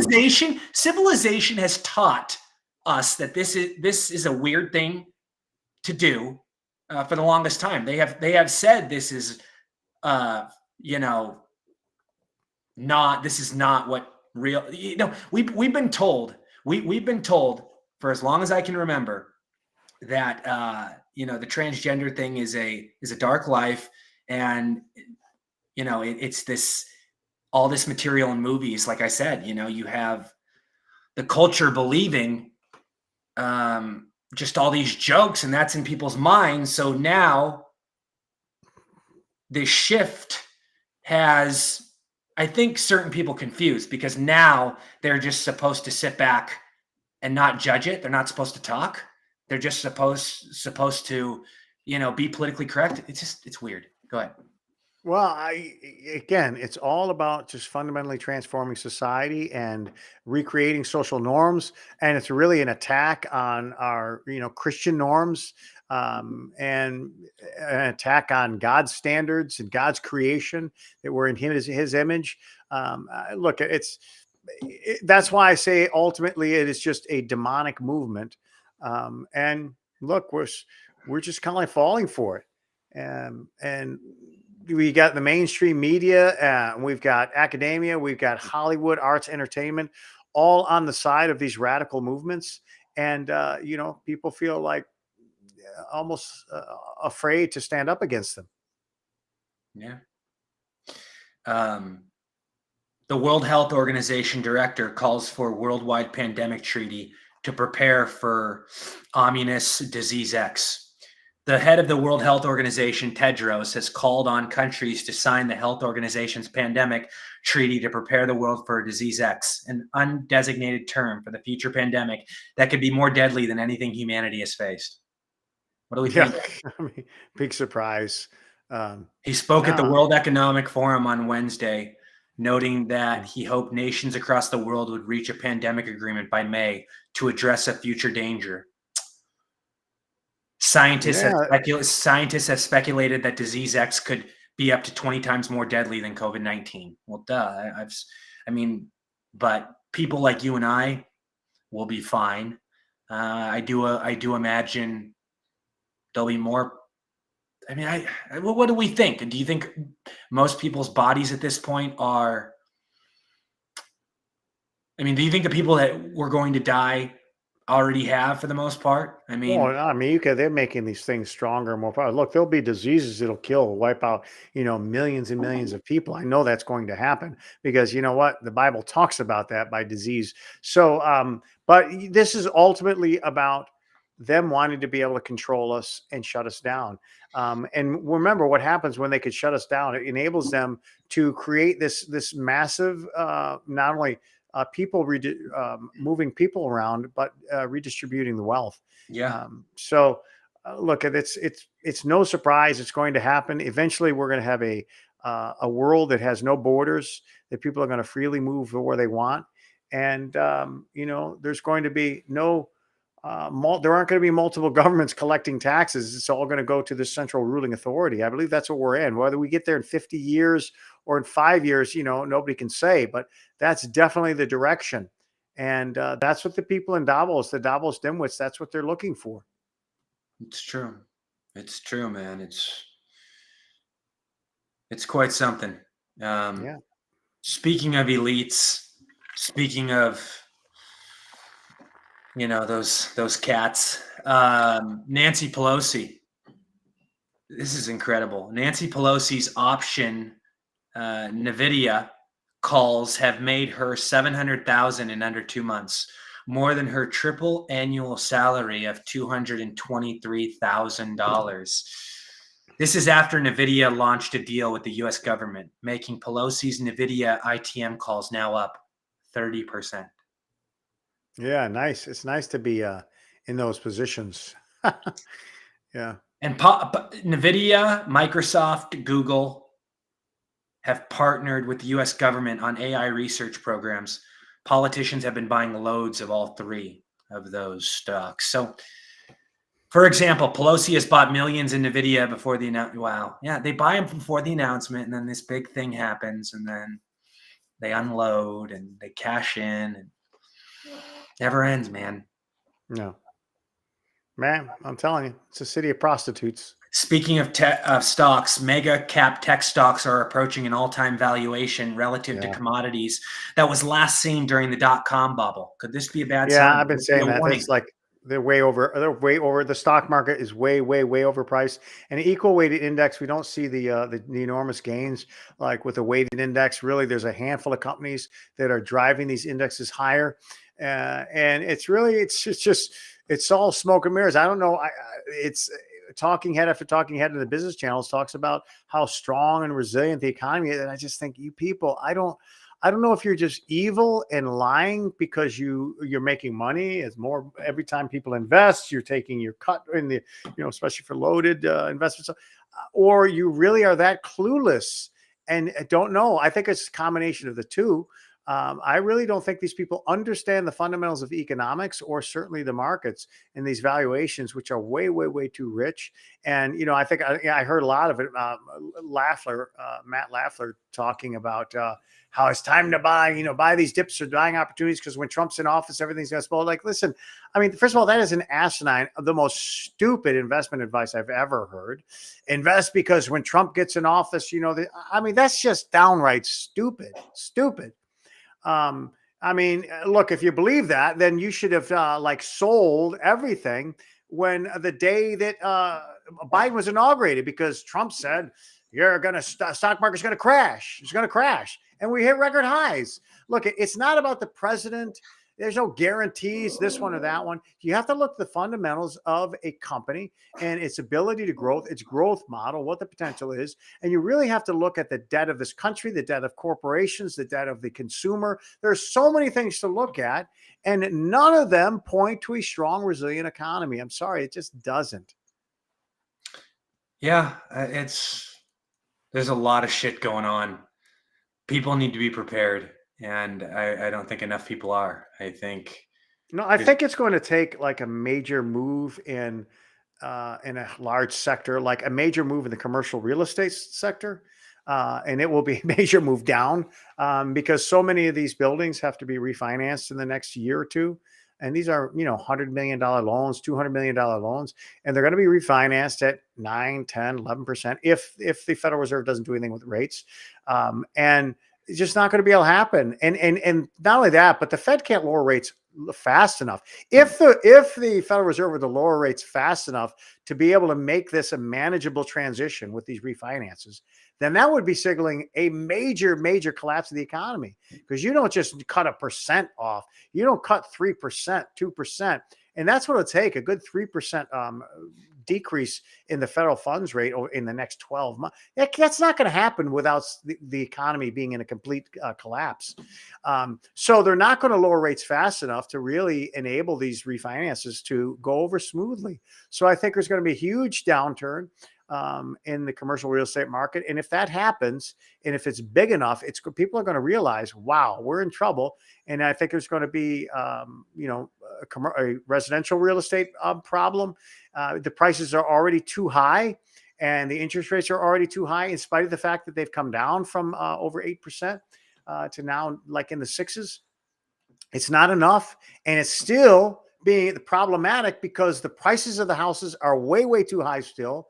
The prices of the house insurance way, way, way too high still. The prices of the real estate taxes are high because the prices of the homes have gone up. So you got to do more than just 0.25%, 6 times. We're going to cut rates. That's not 1.5%. The next, that's just way, way too little, way, way too late. So things are going to start to fall, and I think it's going to start with either the commercial real estate market, which is already seeing that, or the regional banks, the smaller banks, they're going to topple. And let me tell you, we're already seeing bankruptcies are already starting to skyrocket, and foreclosures are already starting to move up very, very quickly. Yeah. I mean, did you hear about NVIDIA officially hitting a record market cap of 1.5 trillion and is now Yeah. up 27% in 2024. Over the last 3 weeks, Nvidia has added 320 billion in market cap. Since the October 2023 low, Nvidia's market cap is up nearly 600 billion. The stock is also just 6% away from surpassing Amazon as the 5th largest public company in the world. Yeah, well, that's why I say you have a handful of companies that are moving these indexes higher, and everybody look at the stock market. Let's look at the stock market its totality. Look at an equal weighted market: Dow, S&P, Nasdaq, and it ain't so pretty. Yeah. Well, so for every Nvidia, there's 20 other companies that are doing horrible. Right. I mean, look at Vroom. Vroom now ceasing operations, as if anybody Yep. thought, was surprised that's happening. Vroom, And I vroom, think vroom, vroom. yeah. And Carvana's next. These are these stupid COVID lockdown type business models. Yeah, it was a They're not fluke. I mean, sustainable. they got lucky. They had a good run, and the show's I mean, over. think about it. Cars were Party's over. skyrocketing. It was cheaper to buy a brand new car than a used car, except that Right. the brand new cars were not available. You had to wait 6 months or whatever. Right. And these stupid operations like Carvana and Vroom, they were making money hand over fist because idiots are going to spend, thousands of dollars more on used vehicles. And all that's come to a halt. The used car prices has plummeted. And these kind of operations have plummeted too, because A, people don't have money. B, the interest rates are way too high now, getting the car loans. And C, these companies can't afford to pay their employees. So, one by one, the dominoes are falling. And it says right here, this is insane. Renting a 3-bedroom home is cheaper than owning one in 90% of the US. Wow. Yeah, that's right. Wow. Well, and now I'll tell you, here's another thing you're going to see. I Because mean, as the market, think about that. Renting a 3-bedroom home is cheaper than owning one in 90% of the United States. that doesn't surprise me at all. As a matter of fact, I maybe have But said the that. fact that we've gotten to this point, I mean, this could have been avoided. This could have been prevented. It didn't need to get this out of hand. Well, but if markets were allowed to be free, it would not happen. And if it did, it would just correct itself naturally, because once people would stop, if that were happening, nobody's buying homes, then the prices of homes would fall, and then it would be cheaper to own a home. Right. But there's another reason why that is, that people won't really address and see. That the personal, the income tax exemptions and the standard deductions are ridiculously high. Ridiculously high. So it's no longer incentivized to own a home. You own a home, you get to deduct the mortgage interest. That's a huge deal, and you get to deduct the taxes. Now, for people that own a couple $200,000 home, 250,000, especially at these minuscule mortgage rates, 2-3%. My mortgage 2.375%. You might pay $2,000-3,000 a year in insurance or in mortgage interest. Maybe you pay $4,000. Maybe you pay $5,000. Maybe you pay another $4,000 in taxes and all your other deductions that you can get. Guess what? Your standard deduction for a single person, I think, is around $12,000. That means if I just do 1040 EZ, right, takes me 5 minutes to do it. I write off $12,000 right off the bat. I don't have to do a Schedule C. I don't have to do a 1040 long form and get all these. I don't have to get my paperwork from my stockbroker and get my capital gains and none of that. 1040 EZ, 5 minutes, done. Here you go. $12,000. Now, if you're like the average person that owns an average home and you're paying average interest rates, you're not going to ever get to 12,000. So the incentive to own a home is just not there. It's like, well, why the hell I own a home? I can't write off the taxes. I get to write off 12,000. You see what I'm saying? So that is part of this problem. You no longer have the incentive, because a home provided you with enormous deductions and ability to write things off. That's just one more of the things, nails in the coffin of home ownership, and why people are finding it better to rent. You know what? Rent. You don't own a home, rent. Probably better for many, many Americans. It's not like the American dream to own a home. That's not like the American dream. I think somebody should aspire to do that, and it's good, but it's not like you need that to achieve the American dream. For many people today, buying a home, you're killing yourself. You're going to buy a home at the peak of the market when it's $400,000 average house and be saddled with a 6-7%. Yeah, okay, maybe when the rates come down, maybe if they come down, you could refinance it. But in the meantime, you're struggling. to make the mortgage payment, to make the escrow payment with the insurance and the taxes. That's not the American dream. American dream isn't to struggle and live paycheck to paycheck and work to have a home. That's not the American dream. And it says right here about 14% of all commercial real estate loans and 44% of loans on office buildings appear to be in negative equity, Yeah, meaning the debt is absolutely. now greater than the property value. Wow. Yeah, absolutely. That's why they're not going to get refinanced. They're going to turn the keys Jesus. in. That's already happening. And now it says right here, I mean, this is another problematic thing, the Boeing scenario. United, this is from United, but also Alaska has spoken out against Boeing's flaws. United said, though, one of Boeing's largest customers says it has lost confidence in the airplane maker. And Alaska came out and said numerous planes of theirs that were built by Boeing have issues. Yeah, I it's a don't know big what we deal. do about this, and I know it's being talked about, but I don't think enough people are really understanding how severe this issue is, considering that millions of people fly every day, and safety is the number one priority. Well, I mean, it's supposed to be, right? Well, yeah, absolutely. And especially, I mean, we're not talking about vehicles. I just saw there's a recall on some Ford. I think it's the Ford Explorer, where a piece of trim might fly off. Good calls next, a piece of trim. Okay, big deal. We're talking about doors and panels flying off airplanes, at Yeah. 20, 30,000 feet, where you No could get thanks. sucked out of the No airplane. thanks. Do you want people to be scared of flying and not fly? I mean, this is a good way, and believe me, there are people.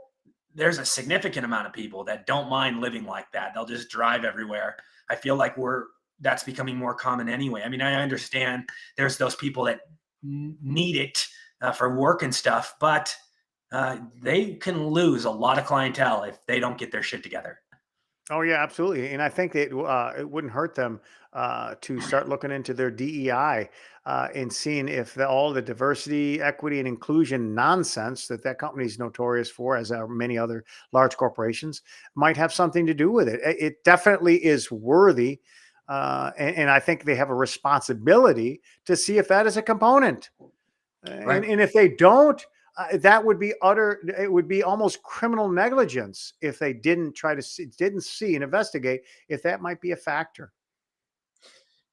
God, this is funny. United States, 1960, median family income, 5,600. Median family cost of a house, 11,900. 2023, median family income, 70,000. Median cost of a house, 416,000. Yeah, yeah. See the problem here? Look at how far off the numbers are in 2023. Good Lord. And you know why that is? Because we went off the gold standard, because you took that median and that changed very little up until 71. Once we got off the gold standard, everything changed. I remember, and I talk about this to people all the time. When I was a kid, my mom would go, we had 4 boys. She would buy a lot of groceries, go once a month. Yeah. And it was almost embarrassing because she would get 2 carts full of food, Yeah. and it would cost $100. And I was all kind of embarrassed, it's just see when you're a kid, you're kind of self-conscious about stuff like that. We're all 2 giant carts, $100, 2 carrots, 2 carts. Now that same $100 in the mid '80s is about $300. Is maybe 350. Right. I go to the store today, and if I buy what my mom bought, the meat, 600. you're not going to get 350. It's not going to get me 2 carts of food. Right. So 600. yeah, You're even paying adjusted 500, for 600. inflation, you get less. You do not get what you did. And same thing with that house. I mean, 70,000, and your house costs, triple, quadruple what you make. Whereas it was like, oh yeah, I make a year, 2 years, I could buy a house. Now it would take you 5 years of your income to buy a house, or 6 years. You don't get the same. So inflation has gone up. The purchasing power of your dollar has gone down. It's not relative anymore. After we got off the gold standard, it's not relative at all. Inflation has destroyed your ability to get the same amount for even the inflation adjusted dollar. It's not that it just costs you $3. It costs you $3 and you get half of what you get. Right. The box, and notice how a lot of products are putting less in the boxes. They're putting less in. This is what's happening. Yeah. Shrinkflation. Right. There you go. It used to be, well, things go up, you made more. Yeah. Yes, things do go up. But the sad part, if it went up and I still was able to get the same amount, it's relative, but it's not. The price is going up and you're getting less and less and less. And it says here, Russia has surged past Saudi Arabia to become China's #1 oil supplier for the first time since 2018, showing just how ineffective U.S. sanctions on Russia have been. Man, not only that, but they made Russia rich. I mean, rich, rich, and richer. Yeah, the sanctions on Russia have been very, very good for Russia. Now, it's costing them a lot in other areas, but I mean, they're selling their oil at a discount. That's why they're Right. shipping their oil all around the world. You know, you could see with the Brent and with the WTI, you could say, yeah, that's all right, good for you. Russia's selling it for $60. You Right. know, Brent's $85, whatever it is. Russia's selling it for 60, 65. So, you know, they're selling millions and millions of barrels, and they're going to keep on doing it.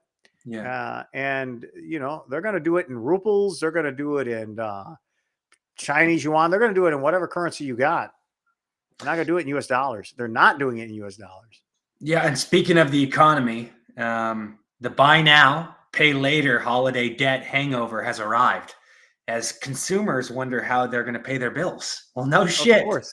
No shit. Hey, buy now, pay later. Come on in. Buy now, Yeah, pay over a later. trillion Don't and a half worry. dollars on credit cards, and the average credit card 22, 23. Some of them 30%. Look, it's coming. The day of reckoning is coming with all of this massive debt. And it's going to be ugly because the layoffs are coming too. Auto insurance inflation is at a 47-year high. The average rate for full auto insurance coverage in the US rose 24% annually to over $2,000 per year in 2023. This is the fastest pace of increase ever recorded. Yeah, and a lot of that's in certain states, but for sure, states like Florida are the worst. We have seen the highest increases in automobile insurance and homeowners insurance. I know that. I live here, and even compared to New York State, where the cost of my vehicles is about one quarter of what it would cost me to insure my vehicles in Florida. About one quarter the cost in New York comparison. More financial news. Since 1980, the median age of first-time homebuyers has increased from 29 to 35. For repeat home buyers, it's even worse. Listen to this. Median age of repeat home buyer in 1980, 36. Median age of repeat home buyer in 2024, 58. Wow, Holy man, moly, dude. Wow. man. Wow. Well, maybe people just love their homes so much they're just never going to move. Yeah, I'm sure that's what it is, man. That's Highest pretty pathetic. Now, I mean, I don't know if this is relevant, but highest office vacancy rates by city. Detroit, 25%. Houston, 25%. San Francisco, 24%. Seattle, Washington, 22%. Austin, Texas, 21%. Lowest office vacancy rate by city. Charlotte, 15%. Philadelphia, 14%. Miami, 14%. And then there's, let's see, Tampa, Florida, 13%. Boston, 10%. Nationwide, the opposite vacancy rate hit 19% in quarter number three, 2023, which is a new all-time high. Well, and now you got to think about it. That's every single building. So you've got in a city, you've got buildings that are what they call Class A, like your newer modern buildings with all the amenities that are okay. But you literally have thousands and thousands and thousands of square feet of Class B and C old stuff, and their vacancy rates are 50%, 60%. Those are the buildings that are going to go bankrupt. Those are the buildings that are going away. So while that number seems, well, it doesn't seem bad, fit 25%. Listen, it's fine if you're one of the buildings, you know, it's got 12%, but there are numerous buildings, all your Class B and C. What I'd like to see is what they ought to do is classify it. What are the vacancy rates in your Class A, your Class B? Take it on down the line, show what the vacancy rates are, because there's where your problems are. And those are the buildings that you're going to see are going to go away. But you know what's going to happen? And it's going to happen in the residential market too. As that market collapses, you're going to get your Blackstones and you know your Bezos, Bozos, and all these organizations are going to start buying all of this property on a song, and they're going to buy homes. Thousands and thousands of homes they're going home. That it's going to be a massive grab of land and property, and that's going to happen in the next couple of years. And these companies are just going to eat it up. They've got the billions of dollars to do it. And so, not only that, they'll probably buy a lot of these buildings, these old buildings, and knock them down. They're going to get them for a song. Iconic building on Spring Street in Chicago is they can't get $2 million for it. It was priced at 51 million only a few years ago. These companies will buy that. $2 million, knock it down, spend another 5 million, knock it down, and build a residential where everybody rents. It's coming. This kind of a collapse and a reorganization of private property on a massive scale is coming. And big profits from fake girlfriends. This is a part of the economy that's not hurting. AI model Lexi Love rakes in $30,000 a month from lonely men. This is hilarious. This is hilarious. Lexi Love, what a name too. What a name. An AI model designed to serve as a digital girlfriend for lonely men is attracting thousands of subscribers and earning an impressive $30,000 a month. The AI girlfriend has reportedly received up to 20 marriage proposals a month. Oh my God, dude. The New York Post reports that AI model Lexi Love, a creation of the UK-based Foxy AI, has specifically been designed to communicate with lonely men. This business has proven tremendously profitable as the single AI model is generating nearly $30,000 a month by embodying the perfect girlfriend concept with flawless features tailored to appeal to a broad audience. You got to see this chick. Holy shit, dude. The way they make this look so real. I mean, what's her name? Lexi Love? You can't even tell the difference. It's on the Next Gen, the article from 5 days ago. I'm gonna look at it. From 5 days ago. But good Lord, man. Like, whoa. This is how Lexi Love. Lexi giving a lot of love to all these lonely men. It's so pathetic. It just showed, wow. Lexi Love with the delivery. That's incredible. That is just incredible. That's Lexi Love right there, dude. That is not even believable. Sexy Lexi, dude. Oh. Good Lord. Good Lord. These poor saps that would fall for, hey, whatever. This is just sadly, this is the society that we live in. Dude, Mark, can you tell think about all these pathetic men. You're talking about the technological advancements in stimulative, whatever, dolls, whatever. I mean, this is a way, probably a future multi-billion-dollar industry to create these people with the VR headsets that you have, with these, the mannequin doll, whatever you want to call them, things out there. I mean, we already are like a bunch of hermits, kids, little hermits in their bedrooms playing their video games and not getting out and meeting real people. So this is just kind of like the next generation. I mean, I see it coming where people will just, hey, get a VR headset and a doll, or get something that looks like this woman, and do whatever you want. No holds barred.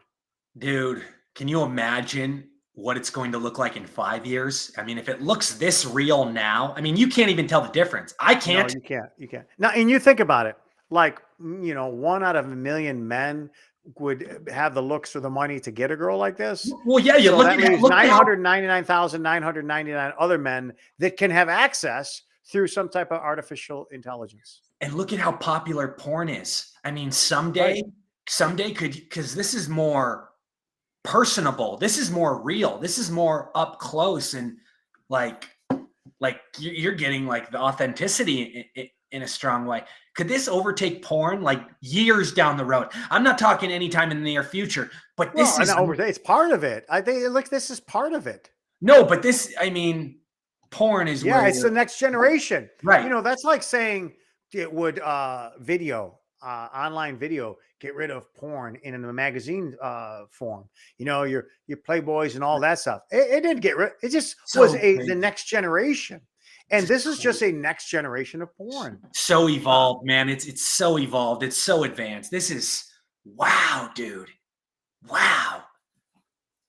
I want to go into crime a little bit. 2 things I want to mention. First off, Alec Baldwin indicted last week. I don't think we talked about this yet. No. This was, I think they came out with this news Friday, and they'll do this usually. Drop it on a Friday. Right. They wanted to make this go away. He's protected in a lot of ways with the media coverage. No, with the media coverage. But yeah, involuntary manslaughter. Stop it. No. Yeah, so I don't know. I don't know where this goes. I don't think he's going to do any jail time, obviously. I don't know. Maybe not, but I'll tell you, it's a felony charge, and it was a travesty to the family of the victim. How's this guy get off scot-free? So I personally, I think the guy should go to jail, but you're right. He probably won't. No. And not like a felony charge really matters to a douchebag like him. But it does certainly open up a civil trial. And it's always a lot easier to win your civil trial when the guy's serving time in jail. But he'll probably pull another O.J. Simpson, where all of a sudden he doesn't have any money. And, you'll see him pull something to try to hide his assets and his wealth. Didn't he already give the family money? I feel like he already. I don't know. Well, I hope he gave him a lot of money, or they were suckers if they took it. Jesus. Yeah, we'll have to see how that all plays out. Did you hear about the LA Innocence Project is looking into the case of convicted murderer Scott Peterson? Yeah, I saw that. And apparently, supposedly, according to the reports, LA Innocence Project doesn't go near any case unless they believe it has legs, unless they believe there's something there they can work with. So this isn't just, them trying to get attention. Seems like they're really going all in on this. Yeah, it doesn't matter. The guy was like, but from the evidence that I saw when that case was going on, his lawyer, why would the guy have that stuff in his boat? Who's the famous defense lawyer, Garagos? Do you know who I'm talking about? He represents. Yeah, I know Garagos. Yeah. So he no longer represents Scott Peterson. He no longer represents him. So there's really nothing in it for him, I don't believe, at this point, because we always see people that are currently defending individuals always talk in their favor to the media.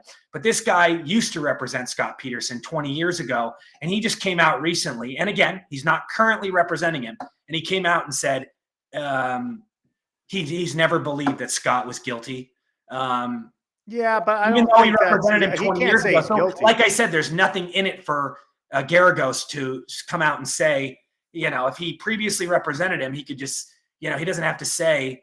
He doesn't owe him anything at this point because, like I said, he doesn't. Well, but the point is he's not. If he also can't divulge anything that was attorney-client privilege, even though he doesn't represent him. That doesn't matter.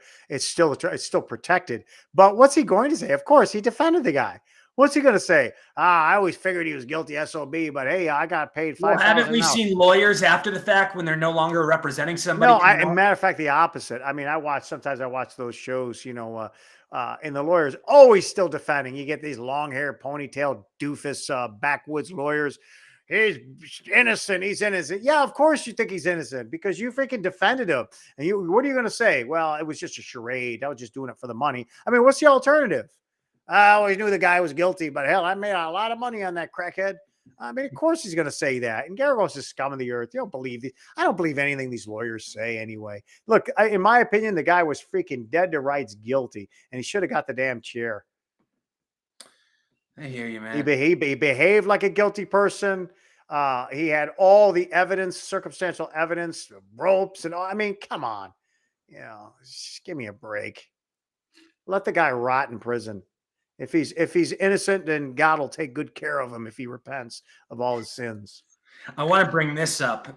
This is news. Wow. This is how pathetic our negotiators are in our party. A Senate immigration deal from Senate Majority Leader Chucky Schumer and James Lankford, who does a lot of the immigration stuff for our party, would allow up to 35,000 illegal aliens to arrive at the United States-Mexico border every week before triggering border controls. Wow. This is the kind of asshole Lankford we have negotiating for us. You call that good negotiation? 35,000 a week. I don't see any improvement. I don't see it. This is what I'm talking about. I've been saying this for so long. Nothing. And what happens if there's 35,001? There you go. Nothing ever gets done. They never come up with a concrete plan. They never come up with a plan that is going to be sufficient. Because they don't want to fix the problem. That's why. No, they don't. The And Republicans that's are. why I say that the only chance we have is for Texas to stand their ground, keep that wire up, and not let the federal government tell them what to do. I don't care what it takes, and to get a president who's going to be tough on these people and going to deport them. I hope Donald Trump is serious when he says we're going to have massive deportation. Flip a coin if that's going to happen or not. But hey, he's doing a hell of a lot better than anybody else is doing. Yeah, no, I hear you. And all this government wants to do is send more people down there to process. And I've said this for weeks. I don't want more people I don't want them to pass. But look, save your money. Don't send another damn customs border protection. I don't want another single man down. All they're going to do is bring in more people. So the last thing we want to do is be able to process them faster. Let them freaking languish in the desert. I'm sorry. Maybe it's inhumane. I want them sitting out there freezing their ass off in the winter, or dying of dehydration in the summer. And maybe they'll call home and say, "Don't come here. It ain't worth it. This is horrible. We're sitting in the desert for 5 weeks, 6 weeks. I'm in my second month." I mean, look at this. We're just processing people. Now, if they were going to send people down there and said, you're staying, we're sending you back. If they're going to do that with those people, then send 100,000 troops to the border. If they're going to keep them, if they're going to stand a guard, stand a post, and build walls and fences and wires, you ain't coming through. Sorry, pal, go back. Otherwise, I don't want another body down there.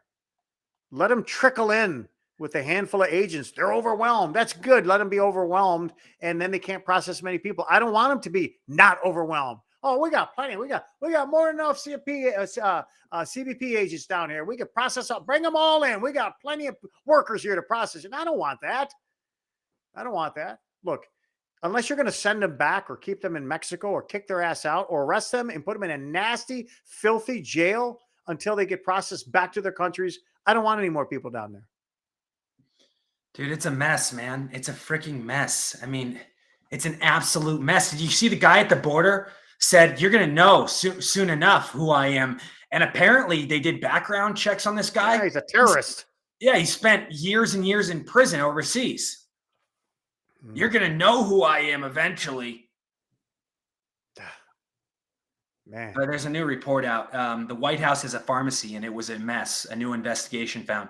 A new Defense Department Inspector General report reveals that a little-known in-house pharmacy at the White House doled out prescription medications to staff and wasted $750,000 in taxpayer money. One former pharmacy staff told investigators that a doctor once asked if the staffers could hook up someone with a controlled substance as a parting gift for leaving the White House. The report, according to an article in Stat News, revealed that the pharmacy office dispensed controlled medications like Ambien and Provigil without verifying the patient's identity. I'll bet Viagra and Cialis was another massive one that they gave out. Stat reported that in an office in the White House there was a sign that read pharmacy, but the people in charge of it insisted it wasn't actually one. The investigation, which was published this month, was conducted by the Department of Defense. The Department of Defense's independent office at the Inspector General, as the White House pharmacy is run by the White House Military Office and its associated medical unit. The probe was prompted by internal complaints the DoD received in 2018 about a senior military medical officer who was not named engaging in improper medical practices. It covers only activity in the office through early 2020 under the Trump administration, but investigators interviewed staffers who also worked there under former President Obama, according to Stat. Yeah. Well, big surprise. A Washington outfit is corrupt and squanders U.S. taxpayer dollars. Is that supposed to be? Are we supposed to be surprised? Listen, I don't care what building you go into Washington, what office, what part of government. It is all there is corruption in 100% of them. Every single one of them, you'll find corruption. Absolutely, no doubt about it. And did you see Biden is okaying and approving airstrikes? What are your thoughts on that? airstrikes where again the Houthis. Yeah, I think that's where it was. I just read a report. There was like a Yeah, news. the Houthi rebels. I mean, hell, man, long overdue. But he doesn't need to be striking there. He should be striking at their the strongholds in Iran. I mean, Iran's the one funding this. Look, if that's all. It's all hype. You know, you've got ships that are not going into the Red Sea because it's too dangerous. They're rerouting them. So the shipping times is now increasing. The shipping cost is like threefold, fourfold. And it's an election year. So of course he's got to look like he's doing something, you know. But it's not enough, and it's not at the right, he's not hitting the right people. I hear you. Any final thoughts tonight? Anything? No, I can't wait till Nikki Haley gets embarrassed in South Carolina, and hopefully she'll finally drop out of the race. I don't, you know, I'm not sure if she's doing. Obviously, she's living large. These Right. people are spending that money. She'll want to save it because you know, you don't get to keep that money after all that money. You can donate it back to the party. You can give it to other candidates, but you can also save it, and she'll save it for her future campaign. I think in 28. But I think what she's doing is she's really hurting the party. She's hurting Donald Trump, and that may be her agenda. You know, so that may be what she wants to do. And if it is, she's even more rotten than I already think that she is anyway. Yeah. No, I hear you, man. I hear you. What a time. What a time to be alive. Yeah, she's a scum. She's a disgusting human being. The ultimate neocon. Yeah. What a show. Another episode in the books. I want to thank everybody for tuning in tonight. Daily S&M with Rory Sauter and Greg Merck. We will be back very soon. Until next time, God bless. Much love. Cheers, everybody. Good night.